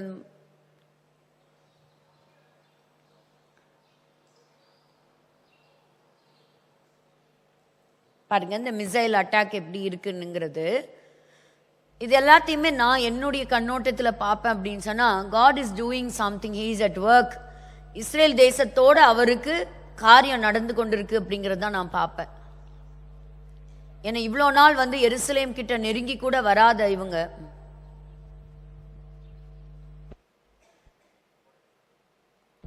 நேற்றுக்கு அமெரிக்க இஸ்ரேல் கூட்டுப்படைகளுக்கும் ஈரானுக்கும் இடையிலே நடக்கிற யுத்தத்தினுடைய 22வது நாள். நேற்றுக்கு 21வது நாள் ஃப்ரைடே. நேற்றைய தினம் இஸ்லாமியர்களுக்கு இந்த ரமலான் மாதத்தில் மிக முக்கியமான ஒரு நாள். அதேபோல யூதர்களை பொறுத்தவரையிலும் நேற்றுக்கு ஈவினிங் ஓய்வு நாள், ஷபாத் தொடங்குகிற ஒரு நாள். இந்த நேரத்தில் பார்த்தீங்கன்னா இஸ்ரேலை நோக்கி ஏவப்பட்ட ஏவுகணைகள், குறிப்பாய் 3 பாலிஸ்டிக் மிசைல்ஸ் நேற்று ஏவப்பட்டது. அது இந்த வான்பரப்பில் இடைமறித்து தாக்கப்பட்ட பொழுது அதிலிருந்து விழுந்த சிதறல்கள் தான் விழுந்த இடம் தான் நீங்க பாக்குறீங்க மேல. இது எருசலேமில் இருக்கிற ஜூவிஷ் குவார்டர்ஸ், யூதர்கள் வசிக்கக்கூடிய பகுதி. இது ஒரு பார்க்கிங் ஸ்லாட்னு வச்சுக்கோங்களேன். இதுக்கு மேல இருக்கிறதுலாம் வந்து பார்க்கிங் ஸ்லாட். இந்த பார்க்கிங் ஸ்லாட்ல இது 2வது முறை. போன வாரத்துக்கு முந்தின வாரம் நடந்த இதே மாதிரியான இன்டர்செப்ஷன்ல இந்த சிதறல் விழுந்த இடம் வந்து இதுக்கு மேல பக்கத்துல இருக்கு. சின்ன ஒரு சிதறல் துண்டு விழுந்த இடம். நேற்றைக்கு பாத்தீங்கன்னா இந்த மேல பாக்குறீங்க. ஏன்னா மேல இருந்து அந்த வீடியோல பார்க்கும்போது உங்களுக்கு தெளிவா தெரியல. அதை இங்கிருந்து நான் உங்களுக்கு கீழே இருந்து நான் காமிக்கிறேன். அது எந்த அளவுக்கு வந்து ஒரு டேமேஜ் உண்டு பண்ணியிருக்கு அப்படிங்கிறத நீங்க பார்க்கலாம். இது மிகப்பெரிய சத்தத்தோடு இங்க கீழே விழுந்தத பக்கத்தில் இருக்கவங்க கேட்டிருக்காங்க. ஏன்னா இந்த நாட்களில் ஈரான் வந்து மோர் தென் 2 times 2 டன்னுக்கு மேலான வெடிப்பொருளுக்கு நிரப்பப்பட்ட ஏவுகணைகளை ஏவுகிறதாக ஈரானே சொல்லியிருக்கு. இந்த சூழ்நிலையில் மக்கள் வந்து இது ஒரு பண்டிகை காலம். ரமலான் பண்டிகை, பாஸ்ஓவர் பண்டிகை யூதர்களுக்கு வருது, கிறிஸ்தவர்களுக்கு ஈஸ்டர் பண்டிகை வருது. இந்த நாட்கள்ல இந்த போர் முடிந்தால் நலமா இருக்கும் அப்படிங்கறது எங்களுடைய மக்களுடைய விருப்பமாக இருக்கிறது. இதுதான் இந்த 21வது நாளினுடைய ஒரு அப்டேட். ஸோ இதுதான் இந்த டோம் ஆஃப் த ராக். இந்த பிக்சர் நான் போயிருந்த சமயத்தில் எடுத்தது. பாருங்க அந்த வெளியில் இருக்கக்கூடிய அந்த வால், அங்கே தான் வந்து அந்த கேட் எல்லாம் இருக்கும். பாருங்க டோம் ஆஃப் த ராக் அங்கே இருக்கு. நம்ம வியாழக்கிழமை பார்த்தோம், ஞாபகம் இருக்கு, அந்த கோல்டன் கேட்டு. அந்த கோல்டன் கேட்டோட ஒரு பகுதி தெரியுதா உங்களுக்கு? ஸோ அந்த கேட்டை வந்து மெசாயா கேட்டுன்னு சொல்லுவாங்க, கோல்டன் கேட்டுன்னு சொல்லுவாங்க. ஸோ அந்த கேட் கிட்டத்தட்ட 500 வருஷமா எப்படி தான் இருக்கு, மூடப்பட்ட, அதாவது கற்களால் மூடப்பட்டு இருக்குது. ஸோ அந்த கேட்டை மூடினது யாரு? சுலைமான் மூடினது தெரியும். ஏசு கிறிஸ்துவினுடைய வருகை வரும்பொழுது இந்த சைட்லேருந்து ஃபோட்டோ எடுக்கும்போது நான் இந்த சைடு வந்து ஒலிவ மலை. ஸோ அங்கேருந்து பார்க்கும்பொழுது அந்த மலை 2ஆ பிளந்து மலை என்ன செய்யும், அவருக்கு வழி விடும் கட்டாயமாக. அந்த கீழே பார்க்குறதெல்லாம் நிறைய பேர்த்தோடைய யூதர்களுடைய கல்லறைகள் அங்கே இருக்குது. இப்போ இந்த ஈரான் வந்து நிறைய டிமாண்ட்ஸ் வச்சிருக்கிறாங்க. பட் இருந்தாலும் என்ன சொல்லியிருக்கிறாங்க அப்படின்னு, 15 பாயிண்ட் உள்ள டிமாண்ட்ஸை வந்து அமெரிக்க தேசம் வச்சிருக்குது. ஆனாலும் ஈரான் வந்து எதுக்கும் ஒத்து வர மாதிரி தெரியல. ஸோ இதெல்லாம் வந்து நம்ம ஜெபிக்க வேண்டிய ஒரு மிக முக்கியமான குறிப்பு. என்னன்னு கேட்டிங்கன்னா, பூமிக்கு அடியில் ஈரான் வந்து மிகப்பெரிய பாறைகள் சூழ்ந்த ஒரு நகரம். ஸோ 27 நியூக்ளியர் வெப்பன்ஸ், அணு ஆயுதங்களை தயாரிக்கக்கூடிய மிகப்பெரிய ரொம்ப ஆழமான, பூமிக்கு அடியில் ஆழமான இடத்துல தான் அதோடைய தயாரிப்பு நிலைகளை அதை வச்சிருக்கு. ஸோ அதை கண்டறிஞ்சு அதை அழிக்கிறது அப்படிங்கிறது வந்து ஒரு மிகப்பெரிய சேலஞ்ச். எவ்வளவோ அதோடைய வாசலை தாக்குதல் நடத்திட்டே இருந்தாலும் அதுக்கு கீழே போய் அதை தாக்கவே முடியல. பட் இது இன்னைக்கு இல்லைனாலும் என்னைக்குமே உலகத்துக்கு ஒரு மிகப்பெரிய ஆபத்து. அதனால தான் இவ்வளோ ஒரு கடினமான போர் நடந்துட்டே இருக்கு. ஸோ இந்த போரில் வந்து நமக்கு புரிதல் ரொம்ப அவசியம். நம்ம வந்து நம்ம வீட்டுக்கு சிலிண்டர் வரல, நம்ம வண்டிக்கு பெட்ரோல் இல்லைங்கிற ஒரு கவலை தான் இருக்கே தவிர, இன்னைக்கு இவங்களை அனுமதிச்சோம்னா நாளைக்கு உலகத்தையே அழிக்கக்கூடிய அளவுக்கு ஆயுதங்களை வேகமாக தயாரித்து வந்துருவாங்க. ஸோ இந்த கடினமான சூழ்நிலையில நம்ம ஜெபிக்கணும், நம்ம ஒத்துழைக்கணும். ஆண்டவர் அந்த காரியங்களை நமக்கு வெளிப்படுத்தி தருவார். ஸோ எத்தனையோ தாக்குதல் நடந்துகிட்டே தான் இருக்குது, அங்கேயும் இருக்குது. இது வந்து பார்த்தீங்கன்னா, நான் நிற்கிற இடம் ஆமோஸ், சகரியா, அவங்கெல்லாம் தீர்க்கதரிசிகள் மரித்த அவங்க கல்லறை இருக்கிற இடம். ஸோ நம்ம வேதத்துல பார்க்குற யாருமே என்ன கிடையாது, ஒரு கற்பனை பாத்திரங்கள் கிடையாது. நான் போன வாரம் உங்களுக்கு சொன்னேன் எப்படி அந்த கோல்டன் கேட் பக்கத்துல வந்து யூதர்கள் எல்லாம் வந்து ஜோம் பண்ணுவாங்க அப்படின்னு சொன்னேன். இங்க மேசியா வரணும் வரணும் வரணும்னு என்ன பண்ணுவாங்க, ஆவலா காத்து இருக்கிறாங்க, எப்படா வரப்போறாரு அப்படின்னு அவங்க ஒரு பக்கம் காத்திருக்கிறாங்க. சபை ஒரு பக்கம் என்ன செஞ்சுட்டு இருக்குது, எப்ப நம்முடைய ரட்சகர் வரப்போறார், நம்முடைய மணவாளன் வரப்போறாருன்னு காத்திருக்கிறீங்களா? ஆமா, நம்ம வாசிக்கிறோம்ல, அவருக்காக காத்திருக்கிறவர்களுக்காக தான் அவர் திரும்பி வருகிறாராம். எபிரேயர் 9:38 சொல்லுது. அடுத்தது பாருங்க, இதெல்லாம் நம்ம பார்த்தோம். இதெல்லாம் இன்னைக்கு இந்த எருசலேம் நகரம் ஏன் பாதுகாக்கப்படணும் அப்படிங்கிற அடுத்தடுத்த சீன்ல பார்க்கும் பொழுது இங்க நீங்க பாக்குறீங்களா, ஒரு மிகப்பெரிய ஒரு செவுரு. இதுதான் வந்து இட் இஸ் அ பிராட் வால். இது யார் கட்டினது அப்படின்னா வேதாகமத்துல எசேக்கியா ராஜா கட்டினது. அசீரியர்கள் வந்து படையெடுத்து வந்து, சனகிரிப்ப ஞாபகம் இருக்கா? ஸோ படையெடுத்து வந்த சமயத்துல அவன் லாகீஸ் அப்படின்னு சொல்லக்கூடிய ஒரு பட்டணத்தை கைப்பிடிச்ச பிறகு எருசலேம் மேலதான் படையெடுத்து வந்தான், எருசலேமை கைப்பற்றுவதற்காக வந்தான். அப்படி வந்த அந்த சமயத்துல ஒரு பாதுகாப்புக்காக கட்டப்பட்ட மிகப்பெரிய ஒரு செவுரு, அதை கண்டுபிடிச்சிருக்காங்க. 2700 வருஷத்துக்கு முன்னாடி கட்டப்பட்டதுங்க. அதை இப்ப என்ன செஞ்சிருக்கிறாங்க, அதை எடுத்து இப்ப அகழ்வாராய்ச்சிக்காரங்க ஆய்வு செய்துட்டு வராங்கிறத நம்ம பார்க்கிறோம். So it's a very important city. அந்த சிட்டிக்காக நான் சொல்றேன். அதே போல இப்ப வந்து இயேசு கிறிஸ்து கடைசியா அவருடைய மரணத்திற்கு முன்பாக ஒரு இடத்துல எத்தனை முறை இயேசு கண்ணீர் விட்டார்? சரி, ஏதாவது ஒரு இடம். ஒண்ணு லாசருக்காக அழுதார். அப்புறம் முக்கியமான ஒரு இடம் எருசலேமை பார்த்து அவர் என்ன செஞ்சாரு, அவர் அழுதார். அப்போ அவர் அழுத இடம் இதுதான். அதனால தான் இந்த சர்ச் பாருங்க, இதுல வந்து மேல இப்படி ஒரு குமிழ் மாதிரி இருக்கா, அது என்ன சொல்லுவாங்கன்னா இயேசு கிறிஸ்துவினுடைய கண்ணீர் அப்படின்னு சொல்லுவாங்க, தி டியர் டிராப்ஸ். இந்த சர்ச் பார்த்துருக்கீங்களா? ஸோ எதுக்கு சொல்றேன்னா, இந்த பட்டணத்தின் மேலதான் இப்ப தாக்குதல் நடக்க ஆரம்பிச்சிருக்கு. So God should protect this place. இந்த பிளேஸ் ரொம்ப இம்பார்ட்டண்ட்டான பிளேஸ். இந்த சர்ச்சுக்கு கொஞ்சம் மேலே பார்த்தீங்கன்னா தான் இயேசு கிறிஸ்து ஒலிவ மலையிலிருந்து மேலே எந்த இடத்துல இருந்து எடுத்துக்கொள்ளப்பட்டாரோ அந்த இடம் இருக்கு, கொஞ்சம் தூரத்தில். அதே இடத்துக்கு தான் இயேசு கிறிஸ்து திரும்ப வரப்போறாங்க. ஆமென், ஹாப்பியா. ஆனா எப்படி வரப்போறாங்க, அந்த மணவாளனா, அதைத்தான் இப்ப நம்ம பார்க்க போறோம். இன்னைக்கு இந்த வசனத்தோட அர்த்தத்தை புரிஞ்சுக்கிறோம். ஸோ கடைசி நாட்களில் நடக்கக்கூடிய சம்பவங்கள், அதுக்குரிய ரகசியங்களை இன்னைக்கு ஆண்டு ரொம்ப அழகா நமக்கு காண்பிக்கிறாங்க. ஸோ இதனால தான் அந்த அங்க கண்ணீர் மாதிரி என்ன இருக்கு, ஸோ 2 தூண் இருக்கா, போர் அடிக்குதா? ஸோ இதுதான் அந்த பிளேஸ். இப்ப நம்ம என்ன படிக்க போறோம்னா, வேதாகமத்தில் வரக்கூடிய திருமணத்திற்கும் இந்த கடைசி காலத்திற்கும் என்ன சம்பந்தம் இருக்கு அப்படின்னு நம்ம பார்க்க போறோம். சோ பாருங்க வேகமாய் 2 கொரிந்தியர் 11வது அதிகாரம் 2-3 வசனங்களை நான் வாசிக்கிறேன். நான் உங்களை கற்புள்ள கன்னிகையாக கிறிஸ்து என்னும் ஒரே புருஷனுக்கு ஒப்பு கொடுக்க நியமித்தபடியால். அப்படின்னா நம்ம என்ன அர்த்தம், நமக்கு என்கேஜ்மெண்ட் முடிஞ்சிருச்சு, பெட்ரோத்தல் முடிஞ்சிருச்சு. யார் கூட, நம்ம வைஃப் நம்ம ஹஸ்பண்ட் பேர்லாம் இப்ப ஞாபகத்துக்கு வரக்கூடாது. ஸோ நம்ம லேவியராகமம் 21 என்ன பார்த்தோம், பிரதான ஆசாரியர் எப்படி வர்றாராம், எப்படி யாரை கல்யாணம் பண்ணுவாருங்கிறதெல்லாம் பார்த்தோம். இப்ப நமக்கு மகா பிரதான ஆசாரியர் யாருங்க, இயேசு கிறிஸ்து. அப்போ பவுல் சொல்றாரு, ஆணா இருந்தாலும் சரி பெண்ணா இருந்தாலும் சரி கிறிஸ்து என்னும் ஒரே புருஷனுக்கு ஒப்பு கொடுக்க நியமித்தபடியால், எப்படி, கன்னிகையாக உங்களுக்கு தேவ வைராக்கியமான வைராக்கியம் கொண்டிருக்கிறேன். ஆகிலும் சர்ப்பமானது தன்னுடைய தந்திரத்தினாலே ஏவாளை வஞ்சித்தது போல உங்கள் மனதும் கிறிஸ்துவை பற்றிய உண்மையின் நின்று விலகும்படி கெடுக்கப்படுமோ என்று பயந்திருக்கிறேன். அப்போ நீங்கெல்லாம் என்ன ஆயிடுச்சு, நமக்கெல்லாம் என்ன முடிஞ்சிருச்சு, என்கேஜ்மெண்ட் முடிஞ்சிருச்சு. அப்போ நம்முடைய மணவாளனுக்காக நம்ம காத்திருக்கிறோம். அதனால்தான் எபேசியர் 5ஆம் அதிகாரம் எல்லா திருமணத்திலையும் இதை என்ன செஞ்சிருவாங்க, கட்டாயம் வாசிப்பாங்க.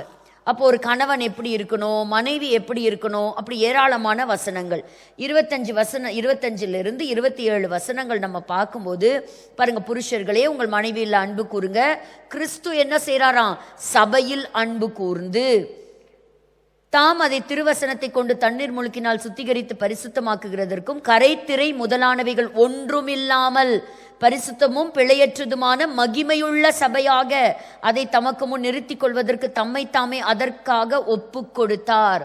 அப்போ சபையில போய் விபச்சார பாவத்தை கண்டுபிடிக்கலாமா, வேசித்தனத்தை கண்டுபிடிக்கலாமா, ஆண்டவரை மகிமைப்படுத்துற இடத்துல மனுஷன் தன்னை காட்டலாமா, ஆண்டவருக்கு மட்டுமே சொந்தமாக கூடிய கனத்தையும் புகழையும் மனுஷன் திருடி கொள்ளலாமா? திருடக்கூடாது. ஆண்டவர் தான் புகழப்படத்தக்கவர். நம்மெல்லாம் வெறும் யாரு? அவரோட மவுத் பீஸ், அவ்வளவுதான். அப்போ அந்த பாருங்க, அன்பு கூறுங்க. புருஷர்களே என்ன செய்யுங்க, உங்க மனைவி கிட்ட அன்பு கூறுங்க. நாம் இயேசுவினுடைய சரீரத்தினுடைய அவயவங்களாக இருக்கிறோம். இந்த ரகசியம் பெருசு. எப்படி கிறிஸ்து சபையில அன்பு கூறுகிறாரோ, அப்போ ஒரு கணவன் மனைவி அதை யாரோட ஒப்பிடுறாரு? கிறிஸ்து சபை. அந்த அளவுக்கு அந்த அந்யோன்யம், அந்த அன்பு என்ன ஆகுது? அது அங்க கம்பேரிசன்ல எழுதப்பட்டு இருக்கிறத நம்ம இங்க பாக்குறோம். அப்போ அதே போல யோவான் 14ஆம் அதிகாரத்துல ஆண்டவர் சீஷர்களை பார்த்து சொன்னாரு, உங்களுடைய இருதயம் என்ன செய்ய வேண்டாம், கலங்க வேண்டாம். இதெல்லாமே எதை பத்தி இருக்குன்னா, ஏதோ ஒரு திருமணத்தை சம்பந்தப்படுத்தியே வருது. அப்ப நம்ம என்ன இப்ப கத்துக்க போறோம்? ஸோ இப்ப இந்த மேரேஜ்னா என்ன அப்படிங்கிறத நம்ம கத்துக்க போறோம். முதல்ல ஒரு கதை போல நான் உங்களுக்கு சொல்றேன். 1ஆம் நூற்றாண்டின் காலத்துல திருமணங்கள் வித்தியாசமா இருந்தது. இயேசுவுடைய காலத்திலையும் கலிலேயாவின் திருமணங்கள் ஒரு வித்தியாசமான ட்ரெடிஷன்ல நடந்தது. எப்படின்னு கேட்டீங்கன்னா, மணவாளன் மணவாட்டி 2 பேர்த்துக்கும் ஒருத்தர் என்ன செய்யாது, தெரியாது. ஏதோ 1-2 விசேஷத்துல பார்த்துருக்கலாமே தவிர, அநேக சமயத்துல ரொம்ப ரேரா தான் என்ன பண்ணுவாங்க, கல்யாணம் பண்ணிக்க போற பொண்ணும் பையனும் மீட் பண்ணிக்கிறது ரேர். அடுத்தது, இந்த பொண்ணை பார்க்குற அந்த வைபவம் எப்படி நடக்கும் அப்படின்னு சொன்னீங்கன்னா, அதாவது மாப்பிள்ளையும் மாப்பிள்ளையோடைய அப்பாவும், அதாவது the father and the Sun, அவங்க 2 பேரும் சேர்ந்து தான் பொண்ணை பார்க்கறதுக்கு போவாங்க. பொண்ணை போய் பார்க்கறதுக்கு போறாங்க. புரியுதா? ஸோ அந்த மாதிரி போற அந்த சமயத்திலேயே, ஸோ அதுதான் அவங்களுடைய ஃபர்ஸ்ட் ப்ராசஸ். என்ன அப்படின்னா, அதுதான் வந்து பெட்ரோத்தல், அவங்களுடைய என்கேஜ்மெண்ட். ஸோ இந்த திருமணம் அப்படிங்கிறது ஏதோ ஒரு ஃபீலிங்ல, ஒரு ரொமான்டிக் மூட்ல, பார்த்தோன்னே இன்னைக்கு கண்டதும் காதல், அப்படி எனக்கு பிடிச்சிருச்சு அப்படிங்கிறதுல எல்லாம் திருமணங்கள் யூதர்களோடது இருக்காது. முதல்ல ஃபீலிங்ஸ்க்கு முன்னாடி எதை கொண்டு வருவாங்கன்னா, கமிட்மெண்ட். அதாவது எந்த விதமான ஒரு சூழ்நிலை வந்தாலும் அந்த திருமணம் தான் ஒரு ஃபவுண்டேஷன். நாளைக்கு எவ்வளோ பெரிய பிரச்சனை வந்தாலும் அந்த பிரச்சனை சமயத்தில் நல்ல ஆகாரம் கொடுக்கணும், இருக்கிறதுக்கு ஒரு ஷெல்டர் கொடுக்கணும், அந்த கட்டிட்டு வர பொண்ணை என்ன செய்யணும், பத்திரமா வச்சு பார்த்துக்கணும், ப்ரொடெக்ஷன்.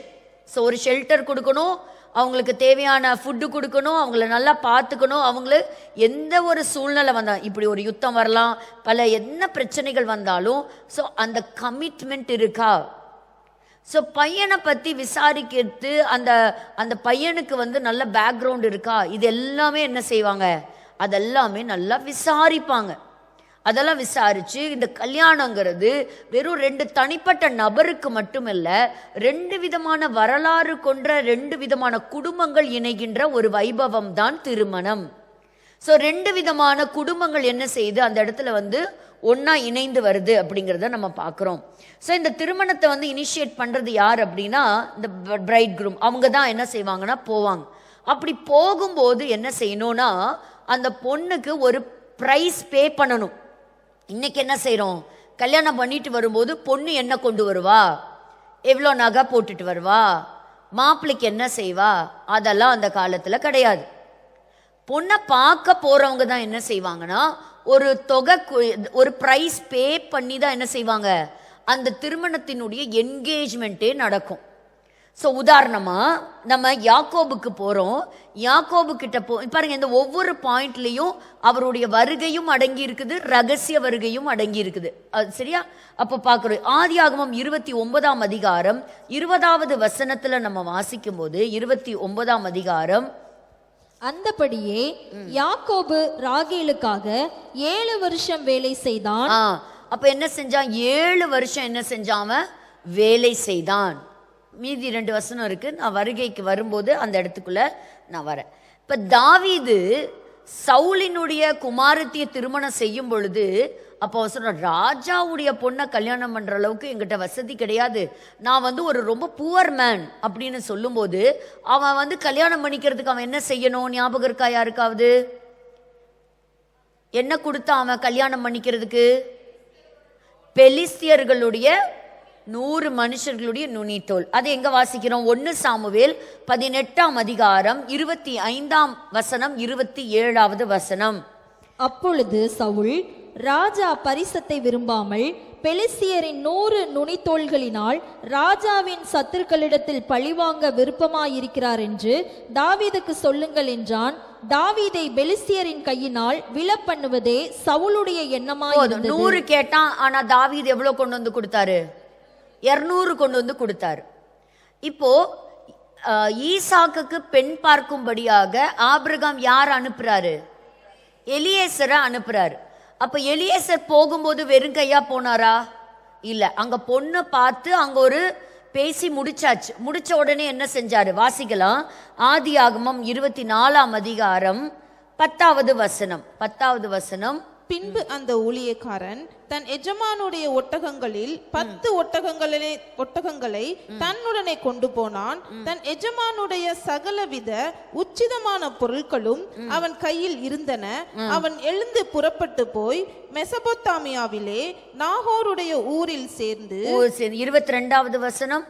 ஒட்டகங்கள் குடித்து தீர்ந்த பின் அந்த மனிதன் 1/2 சேக்கல் எடையுள்ள பொற்காதனியையும் அவள் கைகளுக்கு 10 சேக்கல் எடை பொன்னுள்ள 2 கடகங்களையும் எடுத்து கொடுத்தான். சரிங்களா?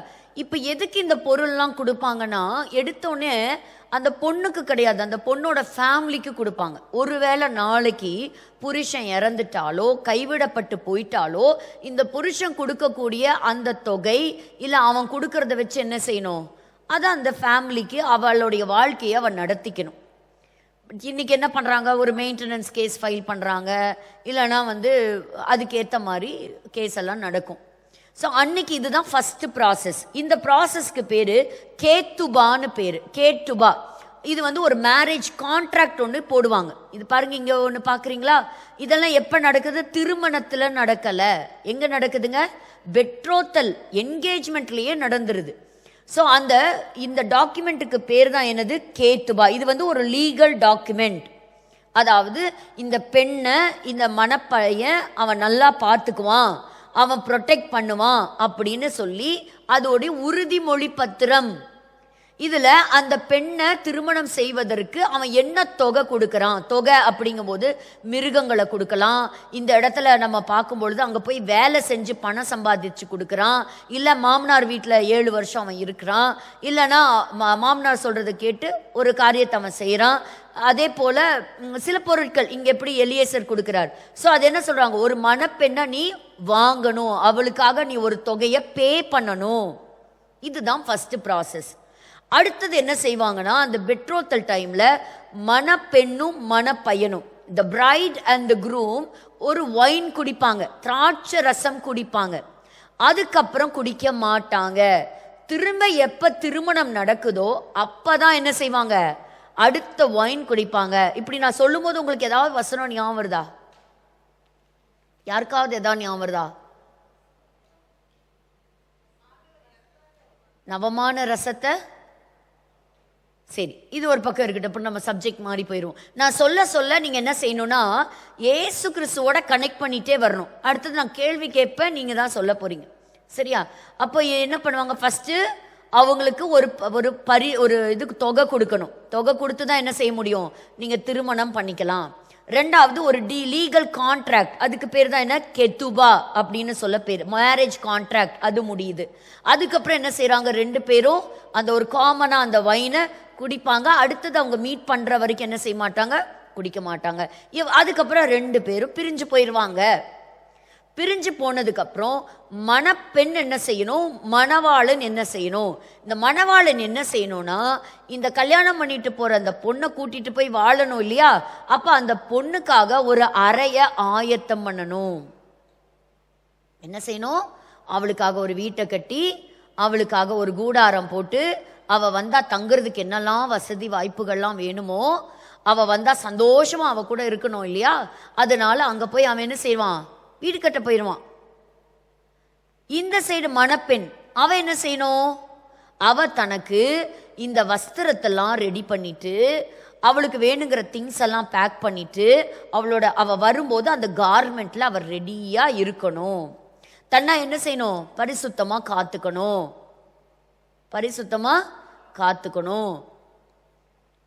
சரி, எப்ப வருவான்? யாருக்குமே தெரியாது.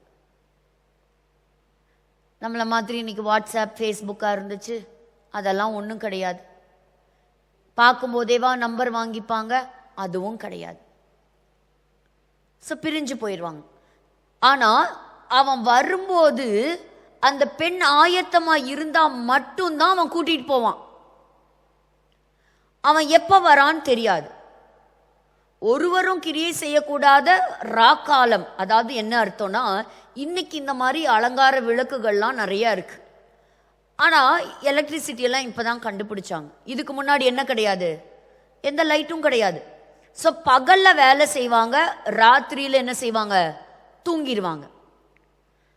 அப்ப ஊரே என்ன செய்யும்னா, எங்க வேலைக்கு போயிருந்தாலும் ஊருக்குள்ள வந்துருவாங்க, கிராமத்துக்குள்ள வந்துருவாங்க. 6 மணி ஆகும்போது எல்லாம் என்ன ஆயிடுவாங்க? வீட்டுக்கு வந்துருவாங்க. எல்லாரும் இருக்கும் போதுதான் மணவாளன் வருவார். அவர் எப்ப வருவாரு? எப்ப வீடு ஆயத்தமாகி முடியுதோ, அது 1 வருஷம் ஆகுதோ, 9 மாசம் ஆகுதோ, 8 மாசம் ஆகுதோ, அவர் வீட்டை கட்டினதுக்கு அப்புறம், அதுவும் அவரா வர முடியாது. அவங்க அப்பா சொல்லணும், கோ கெட் த பிரைட் அப்படின்னு சொல்லணும். சரி, இப்ப இந்த வீடு ஆயத்தமா இருக்கு, இப்ப நீ போய் என்ன செய்ய? மணவாட்டிய நீ கூட்டிட்டு வா அப்படின்னு சொல்லணும். அப்படி கூட்டிட்டு வா அப்படின்னு சொன்னதுக்கு அப்புறம் தான் மணவாளன் என்ன செய்வார்னா, தன்னுடைய கூட இருக்கக்கூடிய மணவாளனுக்கு சில அந்த மென் இருப்பாங்க இல்லையா, அந்த நண்பர்கள் எல்லாம் வந்து கூப்பிட்டுட்டு ஊருக்குள்ள வரும்போதே நல்லா கைத்தட்டி சத்தம் போட்டுட்டே வருவாங்க. அவங்க சத்தம் போட்டு எக்கால சத்தம் போட்டுட்டு வருவாங்க. அப்போ இந்த மணப்பெண் அந்த என்ன செய்யணும்? அதை லிசன் பண்ணு. தூரமா கேட்கும் சத்தம், தூரத்துல எங்கேயோ சவுண்டு கேட்கும். அப்பவே அந்த ஊருக்குள்ள இருக்கக்கூடிய மணப்பெண் ஆயத்தமாயிரணும். ஏன்னா கிட்டக்க அவங்க நடந்து வர வர வர வர சத்தம் பயங்கரமா தொனிக்கும். அப்ப அந்த ஊர்ல இருக்கிற வீடெல்லாம் ஆட்டோமேட்டிக்கா கதவை திறந்துட்டு எல்லாரும் வெளியே வந்துருவாங்க. ஸோ எல்லாருக்கும் தெரியும், மணவாளன் இப்ப யாரை வந்து கூட்டிட்டு போக போறாரு? அந்த ஊர்ல நிச்சயம் பண்ணி அந்த பொண்ணு என்ன செஞ்சிருக்கிறா? இத்தனை நாளா தனக்குன்னு தாதிமார்கள் எல்லாத்தையும் அவ ரெடி பண்ணி, தனக்கு அந்த திருமணத்துக்கான அலங்கார வஸ்திரத்தை ரெடி பண்ணி, அவளுடைய பொருட்கள் எல்லாத்தையும் ரெடி பண்ணி, தன்னுடைய கணவனுக்காக தன்னுடைய பரிசுத்தத்தை காத்துக்கிட்டு அவ என்ன செய்யறா? காத்திருக்கிறா. எத்தனை நாளா? Maybe 1 year 2 years a few months அந்த மாதிரி அவ காத்துக்கிட்டே இருக்கா. அதுக்கப்புறம் தான் என்ன செய்வாங்க? அவங்க வந்து இந்த இடத்துல அப்படி என்ன பண்ணுவானா, ரொம்ப நேரம் நின்று அங்கே பேச்சுவார்த்தையே கிடையாது. அந்த கூட்டிட்டு போறது செகண்ட்ல நடக்குமா இப்படிங்க. அதை தான் அந்த ஒரு அழகான வார்த்தை ஒன்று சொல்லுவாங்க. அது he will snatch her and go off. அவளை அப்படியே ஒரு இமை பொழுதுல கூட்டிட்டு போயிடுவாங்களாம். அப்போ இதுதான் வந்து அவங்களோடத நடக்கும். அதனால தான் திருமணத்தை விட விவாகரத்தை என்ன செய்ய முடியாது? அவங்க கேன்சல் பண்ண முடியாது. அதனால தான் யோசேப்பு யோசிக்கிறாரு. மரியாள் கர்ப்பமா இருக்கிறாங்கன்னு தெரிஞ்ச உடனே யோசிக்கிறாரு. ஏன்னா அது ஒரு கான்ட்ராக்ட்ல சைன் பண்ணியாச்சு. It is a legal document. அடுத்தது என்ன பண்ணியாச்சு? ஸோ ஏதோ ஒரு பொருள் கொடுத்து நிச்சயம் பண்ணிட்டு போயாச்சு. அவர் கட்டாயம் என்ன செய்வாரு? அவர் திரும்பி வருவார். அப்படி ஒரு வேளை வந்தா அவமானம் இந்த பொண்ணு வீட்டுக்கு மட்டும் இல்லை, அந்த பொண்ணுடைய முழு குடும்பத்துக்கும் அது என்ன ஆயிரும்? அவமானமா மாறிடும். ஸோ அந்த மாதிரி 2 பேரும் இருப்பாங்க. அடுத்தது என்ன ஆகுது அப்படிங்கிறத பார்க்கலாம். 2 பேரும் என்ன செய்யறாங்கன்னா, கூட்டிட்டு நேரா வந்து அடுத்தது பாருங்க, கப்பா நேரா எங்க வருவாங்கன்னா, கூட்டிட்டு வந்த உடனே இந்த படம் உங்களுக்கு காட்டுறேன். ஸோ முகத்தை மூடி இருப்பாங்க. இதுதான் கப்பா. இங்கதான் திருமணம் நடக்க போகுது. இந்த 4 சைட்லயும் என்ன இருக்காது? இந்த மாதிரி நம்மள மாதிரிலாம் ஒரு மேரேஜ் செரிமனிலாம் நடந்து எந்த பிரசங்கமும் ஆராதனை அதெல்லாம் ஒன்றும் கிடையாது. இதுக்கு பேரு தான் வந்து கப்பா. இந்த கப்பாக்கு மேல பாருங்க அவங்களுடைய ஜூயிஷ் ஒரு ஷால் ஒன்று இருக்கும், அவ்வளவுதான். 4 சைட்ல 4 குச்சி இருக்கும். இதுக்கும் சில அர்த்தங்கள்லாம் இருக்கு. இப்ப என்ன பண்ணுவாங்கன்னா இதுக்கு கீழே தான் கொண்டு வந்து அவங்க 2 பேர்த்தையும் நிப்பாங்க. சரியா? இப்ப பாருங்க அந்த வெயில் போட்டிருக்காங்க பாத்தீங்களா? இப்ப நம்மலாம் ஏன் வெயில் போடுறோன்னே நமக்கே தெரியாது. ஆனா இதெல்லாம் யூதர்களுடைய ட்ரெடிஷன். ஸோ அந்த வெயில் என்ன பண்ணுவாங்கன்னா ஃபர்ஸ்ட் இந்த கப்பாக்குள்ள யார் வருவானா, ஹஸ்பண்ட் ஒய்ஃப் மட்டும்தான் உள்ள இருப்பாங்க, வேற யாரும் இருக்க மாட்டாங்க. வெளியில தான் எல்லாரும் இருப்பாங்க, இந்த கப்பாக்கு வெளியில தான் எல்லாரும் இருப்பாங்க. ஸோ அப்பதான் மணவாளன் வந்து அந்த வெயில் எடுத்து இப்படி போட்டு அவர் தான் எடுத்து முகத்தை பார்ப்பார். சில சமயம் நம்ம சர்ச்சில் வந்து திருமணங்கள் நடக்கும், அப்போ பாஸ்டர் சொல்றதுக்கு முன்னாடி என்ன ஆயிரும், யாராவது ஒருத்தர் வந்து வெயில் எடுத்துருவாங்க. ஸோ அந்த மணவாளன் அந்த வெயில் எடுத்து, அப்பவும் யாரு பார்க்க மாட்டாங்கன்னா அங்க வந்திருக்கிறவங்க யாரும் பார்க்க மாட்டாங்க, அந்த ஊரே எல்லாரும் வந்திருப்பாங்க. ஆனா யார் தான் இப்ப அந்த முகத்தை பார்க்க போறா, அந்த ஹஸ்பண்ட் மட்டும்தான் பார்ப்பாரு. அந்த கப்பால பார்த்துட்டு பிறகு அன்னைக்கு அந்த பெண்ணை கூட்டிட்டு போறாரு. அப்புறம் அந்த திருமணத்துக்குரிய அந்த இரவு அங்க நடக்குது. So the marriage is consummated. அதற்கு பிறகு என்ன செய்யறாங்கன்னா வந்து இந்த கப்பாக்குள்ள என்ன செய்வாங்கன்னா 7 நாட்கள் இருக்கிறாங்க. 7 நாட்களுக்கு பிறகுதான் எல்லாரும் பார்க்கிற மாதிரி வெளியே என்ன செய்வாங்க, பப்ளிக் வந்து பார்க்கலாம். So 7 days. இதுதான் என்னது, யூதர்களுடைய ட்ரெடிஷன். இப்ப நான் அடுத்தது இதெல்லாம் ஒவ்வொன்றா நம்ம என்ன செய்ய போறோம் பாருங்க. இதை வந்து எங்க பார்க்கலாம், நம்ம யாக்கோபு கிட்ட பார்க்கலாம். ஆதியாகமம் 29ஆம் அதிகாரம் 27, 28 வசனத்தை நம்ம வாசிக்கலாம். 27, 28. இவளுடைய 7 நாளை நிறைவேற்று. சோ இந்த இடத்துல நம்ம பார்க்கிறோம், யாக்கோபு பாவம் யாரை கல்யாணம் பண்ணலாம்னு ஆசைப்பட்டாரு, ராகேல். ஆனா அவருக்கு யாரை கட்டி கொடுத்துட்டாரு, லேயால கட்டி கொடுத்துட்டாரு. அப்போ பாருங்க, நான் தங்கச்சியை தானே நான் கேட்டேன், நீங்க என்னை இப்படி ஏமாத்திட்டீங்களே. அப்போ அந்த வெயில் வந்து இருக்கு. அப்ப அந்த திருமணத்துல யாரை திருமணம் செய்தோங்கிறதும் தெரியாது, அந்த ராத்திரி யாரு கூட இருந்தாருங்கிறதும் தெரியாது. அப்ப இந்த இடத்துல கேட்கும் பொழுது இப்ப வாசிக்கலாம். அவளையும் உனக்கு தருவேன், அவளுக்காகவும் நீ இன்னும் 7 வருஷம் என்னிடத்தில் வேலை செய் என்றான். அந்தபடியே யாக்கோபு, இல்ல முதல் வார்த்தை, இவளுடைய 7 நாளை நிறைவேற்று. பாத்தீங்களா? அப்ப இதுதான் அவங்களுடைய ட்ரெடிஷன். 7 நாளை நீ என்ன செய்யணும், நிறைவேற்றணும். ஸோ 7 days அப்படிங்கிறது அவங்களுடைய இம்பார்ட்டன்டான டேஸ். ஸோ அதற்கு பிறகுதான் அந்த பெண்ணை கொண்டு வந்து வெளியில இருக்கக்கூடிய பப்ளிக்கு காட்டுவாங்க. அது வரைக்கும் வெளியில இருக்கிறவங்க யாரும் அந்த பொண்ணோட முகத்தை பார்க்க மாட்டாங்க, ஹஸ்பண்டை தவிர. உங்களுக்கு இது புரியுதா, இந்த செரிமனி எப்படி நடக்குது அப்படிங்கிறது? ஸோ இதுதான் அங்க நடக்கிறத நம்ம பார்க்கிறோம். அடுத்தது இந்த கப்பா அப்படின்னா என்ன அர்த்தம், ஒரு கெனாப்பியை பார்த்தோம், அதுக்கு கீழே தான் அந்த கப்பல் இருப்பாங்க அவங்களுடைய திருமணம் நடக்கும்போது. இனி அவங்க என்ன செய்ய போறாங்க, அவங்களுடைய வீடை அவங்க உருவாக்க போறாங்க. ஸோ பிரைடல், இதுக்கு வெளியில என்ன நடக்கும்னா பிரைடல் பார்ட்டி வந்து நடந்துட்டு இருக்கும். ஸோ அந்த பார்ட்டி வந்து அந்த கப்பாக்கு வெளியில தான் இருக்கும். ஸோ அந்த மேரேஜ் கான்சுமேட் ஆகுது. அதுக்கப்புறம் கான்சுமேட் ஆனி முடிஞ்ச உடனே அந்த மணவாளன் அவங்க இருந்த அந்த போர்வையில படிந்த அந்த ரத்த கரையை கொண்டு வந்து பப்ளிக்கா எல்லாத்து முன்னாடி அதை காட்டுவாரு. அதற்கப்புறம் அவங்களுடைய சந்தோஷம் ஆரம்பிக்கும். அதாவது நான் கொண்டு வந்தவள் ஒரு வெர்ஜின், அவர் ஒரு கன்னிகை, அவளிடத்தில் பழுதொன்றும் இல்லை. புரியுதா? ஸோ அந்த மாதிரி தான் அந்த ட்ரெடிஷன் வந்து இருக்கும். ஸோ பாருங்க, வெளிப்படுத்தல் 19ஆம் அதிகாரம் 7, 8 வசனம் வாசிக்கலாம். ஸோ அவங்க அந்த கப்பாலையே இருப்பாங்க, அந்த இடத்துலயே இருப்பாங்க for another 7 days. நாம் சந்தோஷப்பட்டு களி கூர்ந்து அவருக்கு துதி செலுத்த கடவோம். ஆட்டுக்குட்டியானவருடைய கல்யாணம் வந்தது, ஆட்டுக்குட்டியானவருடைய கல்யாணம் வந்தது. அவருடைய மனைவி தன்னை ஆயத்தம் பண்ணினாள் என்று சொல்ல கேட்டேன். சுத்தமும் பிரகாசமுமான மெல்லிய வஸ்திரம் தரித்து கொள்ளும்படி அவளுக்கு அளிக்கப்பட்டது. அந்த மெல்லிய வஸ்திரம் பரிசுத்தவான்களுடைய நீதிகளே. அப்ப பாருங்க, இயேசு கிறிஸ்து ஏதோ ஒரு புதுசா அவங்களுக்கு புரியாததெல்லாம் அவர் பேசல. அவங்களுடைய பழக்க வழக்கத்துல இருந்து அவங்களுடைய திருமணத்தை வச்சேதான் அவருடைய வருகையை அவர்களுக்கு கற்றுக் கொடுத்தார். அப்போ மணவாளன் அங்க போய் என்ன செய்யறாரு? இப்ப யோவான் 14 இது ஒரு பக்கம் இருக்கட்டும். யோவான் 14ஆம் அதிகாரம் 2வது வசனத்தை நம்ம வாசிக்கும் போது இயேசு கிறிஸ்து அன்னைக்கு அவங்க சீஷர்களிடத்துல ஒரு வாக்குறுதி ஒன்று சொல்றார். உங்க இருதயம் என்ன செய்ய வேண்டாம்? கலங்க வேண்டாம். பாருங்க, என் பிதாவின் வீட்டில் அநேக வாசஸ்தலங்கள் உண்டு. அப்படி இல்லாதிருந்தால் நான் உங்களுக்கு சொல்லி இருப்பேன். ஒரு ஸ்தலத்தை உங்களுக்காக ஆயத்தம் பண்ண போகிறேன். நான் போய் உங்களுக்காக ஸ்தலத்தை ஆயத்தம் பண்ணின பின்பு நான் இருக்கிற இடத்திலே நீங்களும் இருக்கும்படி நான் மறுபடியும் வந்து உங்களை என்னிடத்தில் சேர்த்துக் கொள்வேன். அப்ப இதை எதை வச்சு இந்த வசனத்தை சொன்னாரு? திருமணத்தை வச்சுதான் சொன்னார். எப்ப அந்த மணவாளன் வீட்டை கட்டி முடிக்கிறாரோ அப்ப வந்து பொண்ணை கூட்டிட்டு போக வருவார். ஆனா அப்ரூவல் யாரு கொடுக்கணும்? அப்பா தான் கொடுக்கணும். இப்ப இயேசு கிறிஸ்து எல்லாம் ரெடி, பிதா அப்ரூவ் கொடுத்துட்டா என்ன ஆகும்? அவருடைய வருகை துரிதமாக இருக்கும். யாருக்காக? சபைக்காக, சபையை எடுத்துக்கொள்ள. அப்ப நீங்களும் நானும் எப்படி இருக்கணும்?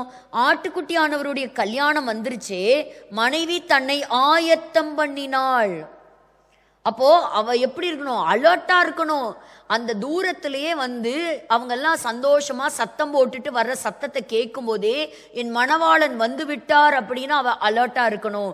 இன்னைக்கு உலகம் முழுவதும் நடக்கிற சம்பவங்களையும் அடையாளங்களையும் பார்த்து சபை கவனக்குறைவா இருந்தா அவர் வந்து கூட்டிட்டு போகும்போது நம்ம கைவிடப்பட்டவர்களா இருப்போம். ஒருவேளை பூமியில வந்த பிறகு இயேசுவை ஃபேஸ் டு ஃபேஸ் நீங்க ஒரு நாள் மீட் பண்ணீங்கன்னா ஞாபகம் வச்சுக்கோங்க, ரகசிய வருகையை நீங்க மிஸ் பண்ணிட்டீங்கன்னு அர்த்தம். ஆகாயத்திலே அவரை சந்தித்து நாம் அவரோடு கூட போக வேண்டும். 7 நாட்கள். அப்போ என்னைக்கு எடுத்துக்கொள்ளப்படுகிறோமோ பூமியிலே 7 ஆண்டு காலங்கள் உபத்திரவம் துவங்கும். உபத்திரவத்தின் காலம் துவங்குவதற்கு முன்பாக இயேசு கிறிஸ்து நிச்சயம் வருவார். சபை உபத்திரவ காலத்திற்குள் போகாது. 7 நாள் என்பது அந்த 7 ஆண்டு காலங்கள் இயேசுவோடு கூட அவர் ஆயத்தம் பண்ணி வச்சிருக்கிற அவரோட மேன்ஷன்ல நம்ம எல்லாம் சந்தோஷமா அவரோட இருக்க போறோம். உதாரணமாக பாருங்க, நோவாவினுடைய நாட்களை நீங்க எடுத்துக்கொள்ளுங்க. பாருங்க, ஆதியாகமம் 7ஆம் அதிகாரம் 100 வருஷத்துக்கு மேல கிட்டத்தட்ட அவர் சொல்லிட்டே இருக்கிறாரு, மழை வரப்போகுது, மழை வரப்போகுது, மனம் திரும்புங்க, அவர் நிச்சயமாக இந்த பூமியை அழிக்க போறார் அப்படின்னு நோவா தன்னுடைய ஜீவன் கொண்டு கத்தி கத்தி என்ன செஞ்சாரு? பிரசங்கம் பண்ணிட்டே இருந்தாரு. பாவம் செய்யாத, அருவருப்பான வாழ்க்கையில இருக்காத, ஆண்டவர் இந்த பூமியை நியாயம் தீர்க்க போறாரு, வராராம் அப்படின்னு சொல்லிட்டு. ஒரு நாள் ஜலப்பிரளயம் வந்துருச்சு. ஆனா வர்றதுக்கு முன்னாடி என்ன நடந்தது பாருங்க. 7வது வசனம், 7ஆம் அதிகாரம் 7வது வசனம். ஜலப்பிரளயத்துக்கு தப்பும்படி நோவாவும் அவனுடனே கூட அவன் குமாரரும் அவன் மனைவியும் அவன் குமாரரின் மனைவிகளும் பேழைக்குள் பிரவேசித்தார்கள். அப்போ பேழைக்குள்ள நோவா உள்ள போயாச்சு, நோவாவோட அவன் ஃபேமிலி போயாச்சு. மொத்தம் 8 பேர் நோவாவோட பேழைக்குள்ள போயிட்டாங்க. மிருக ஜீவன்கள் எல்லாம் பேழைக்குள்ள ஏறிடுச்சு. இப்ப பாருங்க, 10வது வசனம் சொல்லுகிறது, 7 நாள் சென்ற பின்பு பூமியின் மேல் ஜலப்பிரளயம் உண்டாயிற்று. ஆண்டவர் வந்து பேழையோட கதவை அடைச்ச உடனே மழை வரல. எத்தனை நாள் கழிச்சுதான் மழை வந்தது? 7 நாட்கள் கழிச்சுதான் மழை வந்தது. ஸோ இப்ப என்ன நடக்கும் அப்படின்னா, இப்படி மணவாளன் வந்து கூட்டிட்டு போன பிறகு 7 ஆண்டு காலங்கள் நாம் ஆட்டுக்குட்டியானவரோட மேல இருப்போம். அன்னைக்குதான் நம்ம மறுபடியும் நவமான திராட்சை ரசத்தை நான் உங்களோடு கூட நான் உட்கொள்வேன். அது வரைக்கும் நான் என்ன செய்ய மாட்டேன்? நான் குடிக்க மாட்டேன். இயேசு கிறிஸ்து சொல்றது இந்த திருமண பந்தத்தை வைத்துத்தான் சொன்னார். கவனிக்கிறீங்களா? ஞாபகம் இருக்கா? நம்ம அடிக்கடி இந்த கம்யூனியன் பத்தி எல்லாம் நம்ம படிக்கிறோம். அப்போ அந்த சமயத்துல பூமி எப்படி இருக்கும்? மகா உபத்திரவ நாட்களை சந்திக்க வேண்டி இருக்கும். 3.5 காலங்கள். அப்போ அதுக்கு முன்னாடி கர்த்தர் கொண்டு போய், கர்த்தருக்காக காத்திருந்தவங்களை கொண்டு போய் பத்திரமா எப்படி நோவாவை கொண்டு போய் பேலையில அடைச்சு 7 நாள் வச்சாரோ அந்த மாதிரி பூமியிலிருந்து சபையை கொண்டு போய் 7 வருஷம் அடைச்சிடுறாரு. அங்க மேல சந்தோஷமான நாட்கள், ஆனால் பூமியிலே 7 வருஷம் இஸ்ரவேலர்களுக்கோ அது உபத்திரவத்தின் நாட்கள். அது இஸ்ரவேலர்களுக்கான மனம் திரும்புதலின் காலம். அழகா இந்த கல்யாணத்தை வச்சு என்ன பண்ணாரு? ஆண்டவர் அவங்களுக்கு கற்றுக் கொடுத்தார். அது மட்டும் இல்ல, பாருங்க, இப்படி அவங்களுடைய திருமணம் முடியுது. நம்மளுடைய ரட்சிப்பு என்னமோ ஒரு தடவை தான். ஆனா சால்வேஷன் அப்படிங்கிறது ஒரு தடவை தான். சாங்டிஃபிகேஷன், பரிசுத்தம் அப்படிங்கிறது தினம் தினம் நம்மக்கிட்ட இருக்க வேண்டியது. நேற்று கார் கழுவிட்டோன்னு சொல்லிட்டு இன்னைக்கு கார் கழுவாமல் வச்சா தூசி ஏறாமல் இருக்குமா? இன்னைக்கு வீட்டை கூட்டி பெருக்கிட்டோம் அப்படின்னா வீடு எப்படி சுத்தமாக இருக்குமா? தினம் அது மேலே கண்ணுக்கு தெரியாத தூசி படிஞ்சுக்கிட்டே தான் இருக்கும். ஸோ நாமளே சுத்திகரிச்சுக்கிட்டு பரிசுத்தப்படுத்திக்கிட்டு ஆண்டவர் வர்ற வருகைக்காக அந்த நாள் வரைக்கும் இன்னைக்கு வருவார் என்னைக்கு வருவார் தெரியாது. அதனால தான் ஆண்டவர் சொல்லிட்டாரு, எப்போ வருவேன் எனக்கு தெரியாது. இது எல்லாமே யூதர்களுடைய திருமணத்தை வச்சு தான் சொன்னாரு. அதனால்தான் முதல் அற்புதம் கல்யாணத்துல நடக்குது. யோவான் 2ஆம் அதிகாரத்துல ஒரு கல்யாணம் நடக்குது. கலிலேயாவில் ஒரு கல்யாணம், ஒரு 5 நிமிஷத்துல முடிச்சிடறேன். ஒரு கலிலேயா ஊர்ல கல்யாணம் நடக்குது. அங்க திராட்சை ரசம் குறைவுபடுது. அதெல்லாம் அன்னைக்கு நடந்தா அந்த மணவாளனுக்கு மட்டும் இல்ல, அந்த மணவாளனோட வீட்டுக்கே மிகப்பெரிய அவமானம். அப்ப பாருங்க, யோவான் 2ஆம் அதிகாரத்துல இயேசு கிறிஸ்து அந்த திருமண வீட்டுல திராட்சை ரசம் குறைவுபட்ட பொழுது ஒரு மிகப்பெரிய ஒரு அற்புதத்தை அவர் செய்து தண்ணீரை திராட்சை ரசமாக மாற்றுகிறார். வர்றவங்க எல்லாம் சந்தோஷமா குடிக்கிறாங்க. அப்ப அவங்க ஒரு வார்த்தை சொல்றாங்க, 10வது வசனம் பாருங்க, எந்த மனுஷனும் முன்பு நல்ல திராட்சை ரசத்தை கொடுத்து ஜனங்கள் திருப்தி அடைந்த பின்பு ருசி குறைந்ததை கொடுப்பான், நீரோ நல்ல ரசத்தை இதுவரைக்கும் வைத்திருந்தீரே என்றான். ஸோ கடைசி பந்தியில் என்ன கிடைக்குது? நல்ல மட்டன் பீஸோட பிரியாணி கிடைக்குது. ஒரு கல்யாணத்துக்கு போனால் ஃபஸ்ட்டு பந்தியில் உட்காந்தா தான் என்ன கிடைக்கும்? பீஸோட பிரியாணி கிடைக்கும். கடைசி பந்தியில் உட்காந்தா எம்டி பிரியாணி தான். கிடைக்காம கூட போகலாம். ஆனால் இங்கே ஆச்சரியப்படுறாங்க, கடைசி இது அப்படின்னா என்ன அர்த்தம் தெரியுமா? ஒரு சிலை ஒன்றை பார்த்தோம். அந்த சிலையில் பார்த்தா தங்கம், தலை தங்கம், அதுக்கப்புறம் வெள்ளி, அப்புறம் வெண்கலம், இரும்பு, இப்படியெல்லாம் ஒரு தானியலுடைய சிலையை வச்சு போன வியாழன் வெள்ளி நம்ம படித்தோம். அப்போ இவங்கெல்லாம் இருந்த ராஜ்யங்களை விட அந்த கடைசியா வரப்போகிற 1000 வருட அரசாட்சி, 7வது நாள், அந்த கடைசி the last 1000 millennium years, இயேசு கிறிஸ்துவினுடைய சாம்ராஜ்யம் அமைக்கப்பட்ட அவருடைய ஆட்சியின் காலம் இதுவரைக்கும் இல்லாத அளவுக்கு எப்படி அது ருசியுள்ள ஒரு வைனா இருந்ததோ அது போல 1000 வருஷம் ஒரு சந்தோஷமான ஒரு வருஷமா இருக்க போகுது. ஹல்லேலூயா. இப்போ 1 தெசலோனிக்கேயர் 4ஆம் அதிகாரத்துல நம்ம பார்த்தோம், நம்ம எல்லாருமே ஒரு நொடி பொழுதுல என்ன செஞ்சிருவோமா? அவர் வரும்பொழுது, ஏன்னா இந்த வசனத்தை அப்படியே விட்டுட்டு போயிட்டோம்னா இன்கம்ப்ளீட்டா போயிடும் இந்த சப்ஜெக்ட். அதனால பாருங்க, அவர் வருகிறார், எல்லாரும் நித்திரை அடைவதில்லை. அப்பொழுது கிறிஸ்துவுக்குள் மரித்தவர்கள் முதலாவது என்ன செய்வாங்களாம்? எழுந்திருப்பாங்க. 1 கொரிந்தியர் 15ஆம் அதிகாரத்துக்கு திருப்பிக் கொள்ளலாம். 15வது அதிகாரத்தில் திருப்பிக் கொள்ளும் போது பாருங்க, 51வது வசனத்தை வாசிக்கலாம். இதோ ஒரு ரகசியத்தை உங்களுக்கு அறிவிக்கிறேன், நாம் எல்லாரும் நித்திரை அடைவதில்லை, ஆகிலும் கடைசி எக்காலம் தொனிக்கும் போது ஒரு நிமிஷத்திலே ஒரு இமை பொழுதிலே நாம் எல்லாரும் மறுரூபமாக்கப்படுவோம். ஒரு நிமிஷத்துல ஒரு இமை பொழுதுல நம்ம எல்லாரும் என்ன செஞ்சிருவோமா? எல்லாருமே நம்ம, அதாவது அதை டைம் கால்குலேட் பண்ணி சொல்றாங்க குவாண்டம் பிசிக்ஸ்ல, it is 10 to the power of 54th of a second. அது என்ன செகண்ட்னே எனக்கு தெரியல. அந்த அளவுக்கு அந்த டைமை அப்படி இப்படி ஏன்னா அப்படிதான் என்ன செய்வான், அந்த மணவாளன் கண் நிமிக்கிற நேரத்துல பொண்ணை தூக்கிட்டு போயிடுவான். அதுதான் அவங்களுடைய யூதர்களுடைய திருமணத்துல நடக்கக்கூடியது. அப்ப அந்த மாதிரி ஒரு செகண்ட்ல இங்க சொல்லுது, கடைசி எக்காலம் தொனிக்கும். அப்படி தொனிக்கும் போது ஒரு இமை பொழுதுல நம்ம எல்லாம் என்ன செஞ்சிருவோம்? மறுரூபமாக்கப்படுவோம். இப்ப இயேசு கிறிஸ்துவை எடுத்துக்கொள்ளுங்க. அவர் இந்த பூமியில மாம்சத்தோட ரத்தத்தோட நம்மளை போல மனுஷனா வாழ்ந்தாரா? அவர் மரித்த உடனே எங்க போனாரு?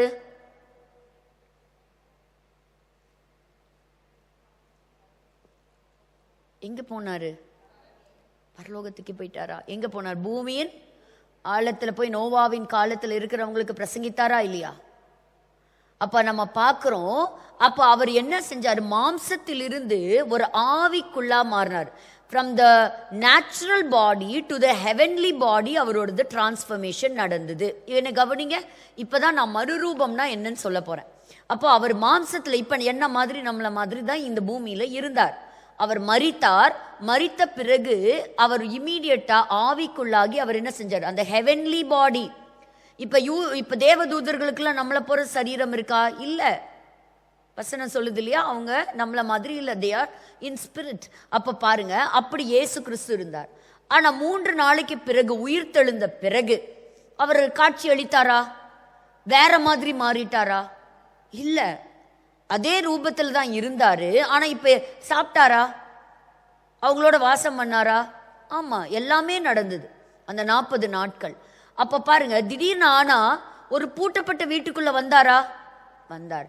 அப்போ நீங்களும் நானும் மறுரூபம் ஆகிறோம் அப்படின்னு சொன்னா அந்த 1000 வருட அரசாட்சியில என்ன நடக்கும் அப்படின்னா, நம்ம மறுரூபமாக்கப்பட்டவர்களாகத்தான் இந்த பூமியில இருப்போம். நம்மனால என்ன செய்ய முடியும்?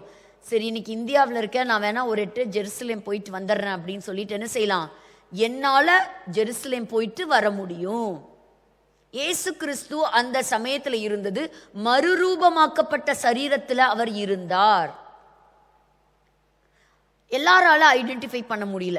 சிலருக்கு அவர் என்ன செய்ய வேண்டியது? தன்னை வெளிப்படுத்தினார், அந்த அடையாளங்களை காட்டினார். அப்போ மறுரூபமாக்கப்பட்ட சரீரம் அப்படிங்கும்போது, அப்ப அந்த சமயத்துல பாருங்க, மறுரூபமாக்கப்பட்ட சரீரமாகிய கிறிஸ்து மறுரூபமாக்கப்படாத சரீரமாகிய நம்ம போல சாதாரண மனிதர்களோட பேசினாரா? பேசினார். அப்ப நம்மளாலையும் இந்த பூமியில ஏற்கனவே மறுரூபமாகாதவர்கள் இருப்பாங்க, அவங்களோட என்ன செய்ய முடியும்? பேச முடியும். ஆனா அவங்களுக்கு நம்மள மாதிரி செயல்பட முடியாது. ஏன்னா நம்ம கிட்ட இருக்கக்கூடியது என்ன இருக்கும்? ஒரு டிரான்ஸ்ஃபார்ம்டு பாடிக்குள்ள நம்ம வருகிறோம். எப்படி வரோம் பாருங்க, எப்படி இந்த மணவாளன் நம்மளோட ஃப்ரெண்ட்ஸோட சேர்ந்து வராரோ அதை தான் யூதா இங்க இந்த இடத்துல அவர் எழுதுறாரு. அவர் எப்படி வர போறாராம்? 1000 பரிசுத்தவான்களோடு கூட அவர் வருகிறார். பாருங்க, அப்ப எப்படி வராராம்? 17, தமக்கு விரோதமாய் அவபக்தி உள்ள பாவிகள் பேசின கடின வார்த்தைகள் எல்லாவற்றின் நிமித்தமும் அவர்களை கண்டிப்பதற்கும் 1000 தமது பரிசுத்தவான்களோடு கூட கர்த்தர் வருகிறார். 7 நாள் அந்த கப்பாக்குள்ள இருந்த பிறகு தன்னுடைய மனவாட்டியை கொண்டு வந்து எப்படி பப்ளிக்ல காட்டினாரோ அதே போல 7 வருஷம் உபத்திரவ காலம் முடிஞ்ச பிறகு இயேசுவானவர் நம்மளெல்லாம் அப்படியே வானத்துல கூட்டிட்டு அழகா அவர் இந்த ஒலிவ மலைக்கு வரும்பொழுது நம்ம எல்லாம் என்ன செய்ய போறோம்? அவரோட கூட நம்ம வரப்போகிறோம். எப்படி வரப்போகிறோம்? மறுரூபமாக்கப்பட்ட சரீரத்தோடு அவரோடு கூட ஆளுகை செய்யும்படியாக, அவருடைய ஆட்சி அமைக்கப்படும் பொழுது நாம் அவரோடு கூட இருப்பதற்காக வருகிறோம். அக்கினிக்கு தப்புனது போல ஒண்ணுமே செய்யாம பரலோகத்துக்கு வந்தா நமக்கே ஷேமா இருக்கும். சரியா? நம்மளுடைய கிரியையினால நம்ம ரட்சிக்கப்படல. ஆனா நமக்கு என்ன பொசிஷன் பரலோகத்துல கிடைக்குங்கிறத நிர்ணயிக்க போறது நம்முடைய கிரியை தான். அங்கேயும் நம்ம வெட்டி ஆபீசரா இருப்போமா, இல்ல ஏதாவது செயல்படுற ஆபீசரா இருப்போமா அப்படிங்கறத நிர்ணயிக்கிறது இந்த பூமியில நம்ம செய்யற கிரியை ரொம்ப அவசியம். ஹல்லேலூயா. Not by work we are saved, but our work on earth will determine who you will be in his kingdom. Praise the Lord. அப்ப பாருங்க, இப்போ நம்ம என்ன செய்ய போறோம்னா இந்த வீடியோ நம்ம பார்க்கலாம். The breaking of the glass. பாருங்க, அவங்க திருமணத்துல எப்படி அவங்களோட 2ஆம் தேவாலயம் இடிக்கப்பட்டதோ அதை அவங்க நினைவுபடுத்தி என்ன செய்வாங்கன்னா, அந்த அப்பவும் அவங்க தேவாலயத்து மேல எவ்வளோ ஒரு பிரியம் பாருங்க. கல்யாணத்துல கூட கண்ணாடி என்ன செய்வாங்க? போட்டு உடைப்பாங்க. எங்க தேவாலயம் உடைஞ்சிருச்சு, எங்களுக்கு எங்க தேவாலயம் திரும்ப கட்டணும். விட்டுருவாங்களா 3வது தேவாலயம் கட்டாம? கல்யாணத்துல கூட நினைப்பாங்க, எப்படி உடைஞ்சது திரும்ப சேர முடியாதோ அந்த மாதிரி அவங்களுடைய திருமண வாழ்க்கையும் அந்த அளவுக்கு உடையாம இருக்கணும் அப்படிங்கிற ஒரு அடையாளத்தோடையும் அவங்க என்ன செய்வாங்கன்னா அந்த திருமணங்களை அவங்க செய்வாங்க. இந்த வீடியோ இந்த பாருங்க, இது ஒரு சின்ன ஒரு ஃபுல் ஸ்கிரீன் கொடுக்கலாம்.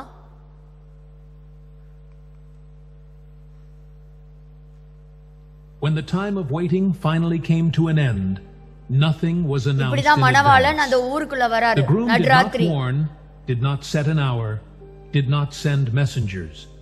நான் He வரப்போறேன்னு simply எந்த departed. செய்தியும் கொடுக்க மாட்டாரு. He gathered his closest friends, Friends and எல்லாம் when the கூட்டிட்டு night had வராரு. already overtaken the village, began the path toward the bride's house. This மணவாட்டியோட moment வீட்டை marked the தேடி வராங்க. definitive rupture between promise and consummation. What came before could no longer be resumed.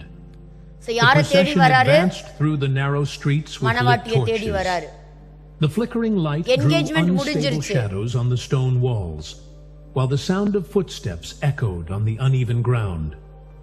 Voices rose in simple, repetitive songs, accompanied by clapping and rudimentary instruments. இதான் ஆரவார The சத்தத்தோடு silence of the night was எக்கால gradually சத்தத்தோடு broken, as if the village itself were awakening. அப்ப பாருங்க முழு Doors கிராமமும் opened. விழிச்சுக்கிறாங்க. People appeared in the distance. Everyone knew what that sound meant. அந்த sound The கேட்டோனே air was எல்லாத்துக்கும் filled with the தெரிஞ்சிரும் அது smell என்ன of சவுண்ட்னு. burning oil. The heat of the flames contrasted with the cold of the night. அவங்களும் தீவெட்டிய The பிடிச்சிட்டு music என்ன had செய்றாங்க? no hurry, எதிர்கொண்டு but it did போறாங்க. not stop. The procession was neither rushed nor restrained. It advanced firmly, aware of its destination. Each step brought the groom closer to the moment that would end the period of waiting and initiate a மணவாட்டி new எப்படி life. இருக்காங்க? Wait பண்ணிட்டே In the இருக்காங்க. bride's house, the environment transformed. The tension did not come from fear, but from expectation. சரி எப்படி இருக்காங்க? Time seemed ஆயத்தப்படுறாங்க. to compress. ஆயத்தத்தோட இருக்கிறாங்க. The distant sound of voices became increasingly close. There was no room for last-minute adjustments. Last Everything மினிட்ல that needed adjust to பண்ண be முடியாது. ready last மினிட்ல had to ready பண்ண already முடியாது. be ready. எல்லாமே The ரெடியா night இருக்கு did பாருங்க. not allow corrections. When the procession finally arrived, what one saw was not merely a door opening, but a passage being crossed before everyone's eyes. The bride was called, lifted, led outside, and in that instant the entire village understood that the promise would cease to be promise. The path now continued to the place where the new house would be symbolically built, even if for a few minutes, இதுதான் under a kappa. simple covering. And it was there, under that canopy, that ancient words would be spoken, and the commitment would be sealed definitively. The procession did not end upon arriving at the house. It led the bride to a simple space, but one filled with meaning, the chuppah. It was not a temple, nor an altar. It was a canopy, sustained by pillars or stretched fabrics, open on the sides, visible to all. The chuppah symbolized the new home that was being formed. Even though temporary, it represented the official beginning of life in common. There, before the family and the community, the union became public. There was no formal religious ceremony as we imagine today. There was no priest conducting a long or standardized ritual. The center of the moment was the blessings. Parents, older relatives, and family leaders pronounced ancient words, filled with desires for fertility, prosperity, fidelity, and continuity. The blessing was not a performance. It was a serious invocation over the future of that couple. Everyone listened. Everyone would remember those words. After the blessings, the union was consummated. சரி இது தொடர்ந்து இதோட பகுதிகள் உண்டு. But இப்போ உங்களுக்கு புரிஞ்சுதா? So ஏசு கிறிஸ்து தன்னுடைய ஒவ்வொரு முறையும் வருகையை பற்றி சொல்லும் பொழுது அந்த திருமணத்தை வைத்தே அவர் பேசினார். அப்போ இன்னைக்கு நம்ம எல்லாரும் கண்களை மூடி நம்ம ஜெபிக்கலாம். ஒரு சில தொடர்ந்து வரக்கூடிய அந்த When the செய்திகளுக்கு time of அநேகர் கொலை செய்யப்பட்டிருக்கிறாங்க. ஐஆர்ஜிசி கமாண்டர்ஸ் கொலை செய்யப்பட்டிருக்கிறாங்க. இந்த யுத்தத்துக்காக ஜோம் பண்ணுங்க. பாருங்க, ஒரு ஐஆர்ஜிசி சோல்ஜர் சொல்றாரு, யார கொலை செய்யணும்னு சொன்னா கூட யோசிக்காம என்ன செய்வாரா, இஸ்ரவேலர்களை நான் கொலை செய்வேன் அப்படின்னு சொல்லியிருக்கு. ஸோ இஸ்ரேலி ட்ரோன் டார்கெட் பண்ணி அநேகர் ஈரான் சைடும் சரி இஸ்ரேல் சைடும் சரி ஒரு பயங்கரமான தாக்குதல் நடந்துக்கிட்டே தான் இருக்கு. இப்போ 4000 கிலோமீட்டர் தாண்டியும் என்ன செய்ய முடியுது தெஹ்ரானால. ஸோ தாக்குதல் நடத்த முடியுது. ஸோ அதனால இந்த சமயத்தை ஆண்டவர் நமக்கு ஒரு ஜெபிக்க கொடுத்த ஒரு காலமா நம்ம அதை ரொம்ப சின்சியரா நம்ம எடுத்துக்கலாம்.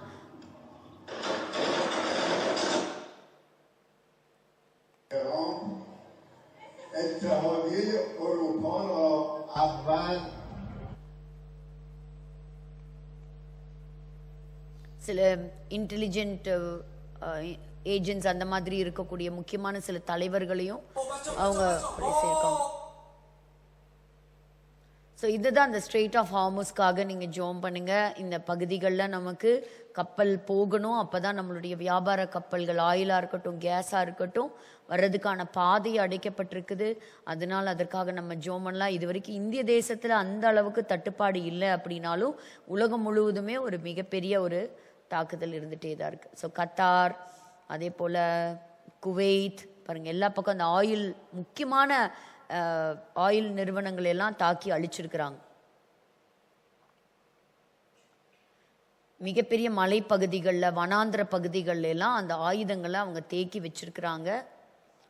ஸோ இந்த கார்க் ஐலாண்டை வந்து கண்ட்ரோல் எடுக்கணும். இந்த ஐலாண்டை கண்ட்ரோல் எடுத்தாதான் ஒரு முடிவுக்கு வரும். ஸோ அதுக்காகவும் நம்ம ஜோம் பண்ணலாம். ஸோ எல்லா பகுதிகளையும் உலகம் முழுவதும், இது அமெரிக்கா தேசத்தில் இருக்கக்கூடிய ஒரு கோர்ட் ஹவுஸ்.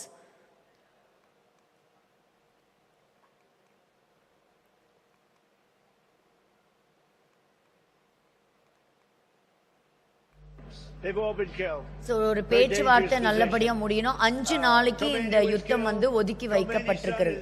அதாவது மிலிட்ரியா இருக்கட்டும், டிஃபென்ஸா இருக்கட்டும் இருக்காதுன்னு. ஆனா பணம் வந்து எல்லா பொருட்கள் மேல அதிகமாயிட்டே இருக்குது. இப்ப பாகிஸ்தானை சேர்ந்த ஒரு army chief, field marshal Syed Asim அப்படிங்கிறவர் தான் இப்ப பேச்சுவார்த்தை நடத்துகிறார் அமெரிக்காவுக்கும் ஈரானுக்கும் இடையில. பட் பேச்சுவார்த்தை இதுவரைக்கும் சக்சஸ்ஃபுல்லா முடியல. 5 நாள் தாக்குதல் நடத்துமா.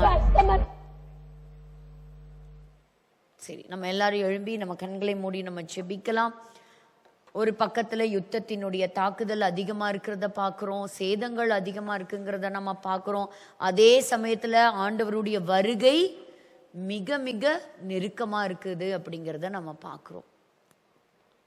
எப்படி இந்த காட்சியில எப்படி அந்த மணவாளன் திடீர்னு ராத்திரி நேரத்துல வந்து அவளையும் அவளோடு கூட ஆயத்தமாக்கி வைக்கப்பட்டிருக்க இந்த எல்லாத்தையும் எடுத்துக்கொண்டு போனானோ, அதே போல திடீரென்று ஒரு நாள் நம்முடைய மணவாளன் வருவார். அவருடைய வருகையின் நாளையோ நாளிகையோ ஒருவரும் அறிய மாட்டார்கள், பிதாவாகிய தேவனை தவிர. ஒருவேளை எல்லாமே திட்டம் பண்ணுவதற்கு முன்பாக இப்படி ஒரு காரியம் நடக்கணுங்கிறது பரலோகத்துல பிதா, குமாரன், பரிசுத்த ஆவியானவர் ஒருவேளை இப்படி ஒரு காரியத்தை திட்டம் பண்ணி இருக்கலாம்.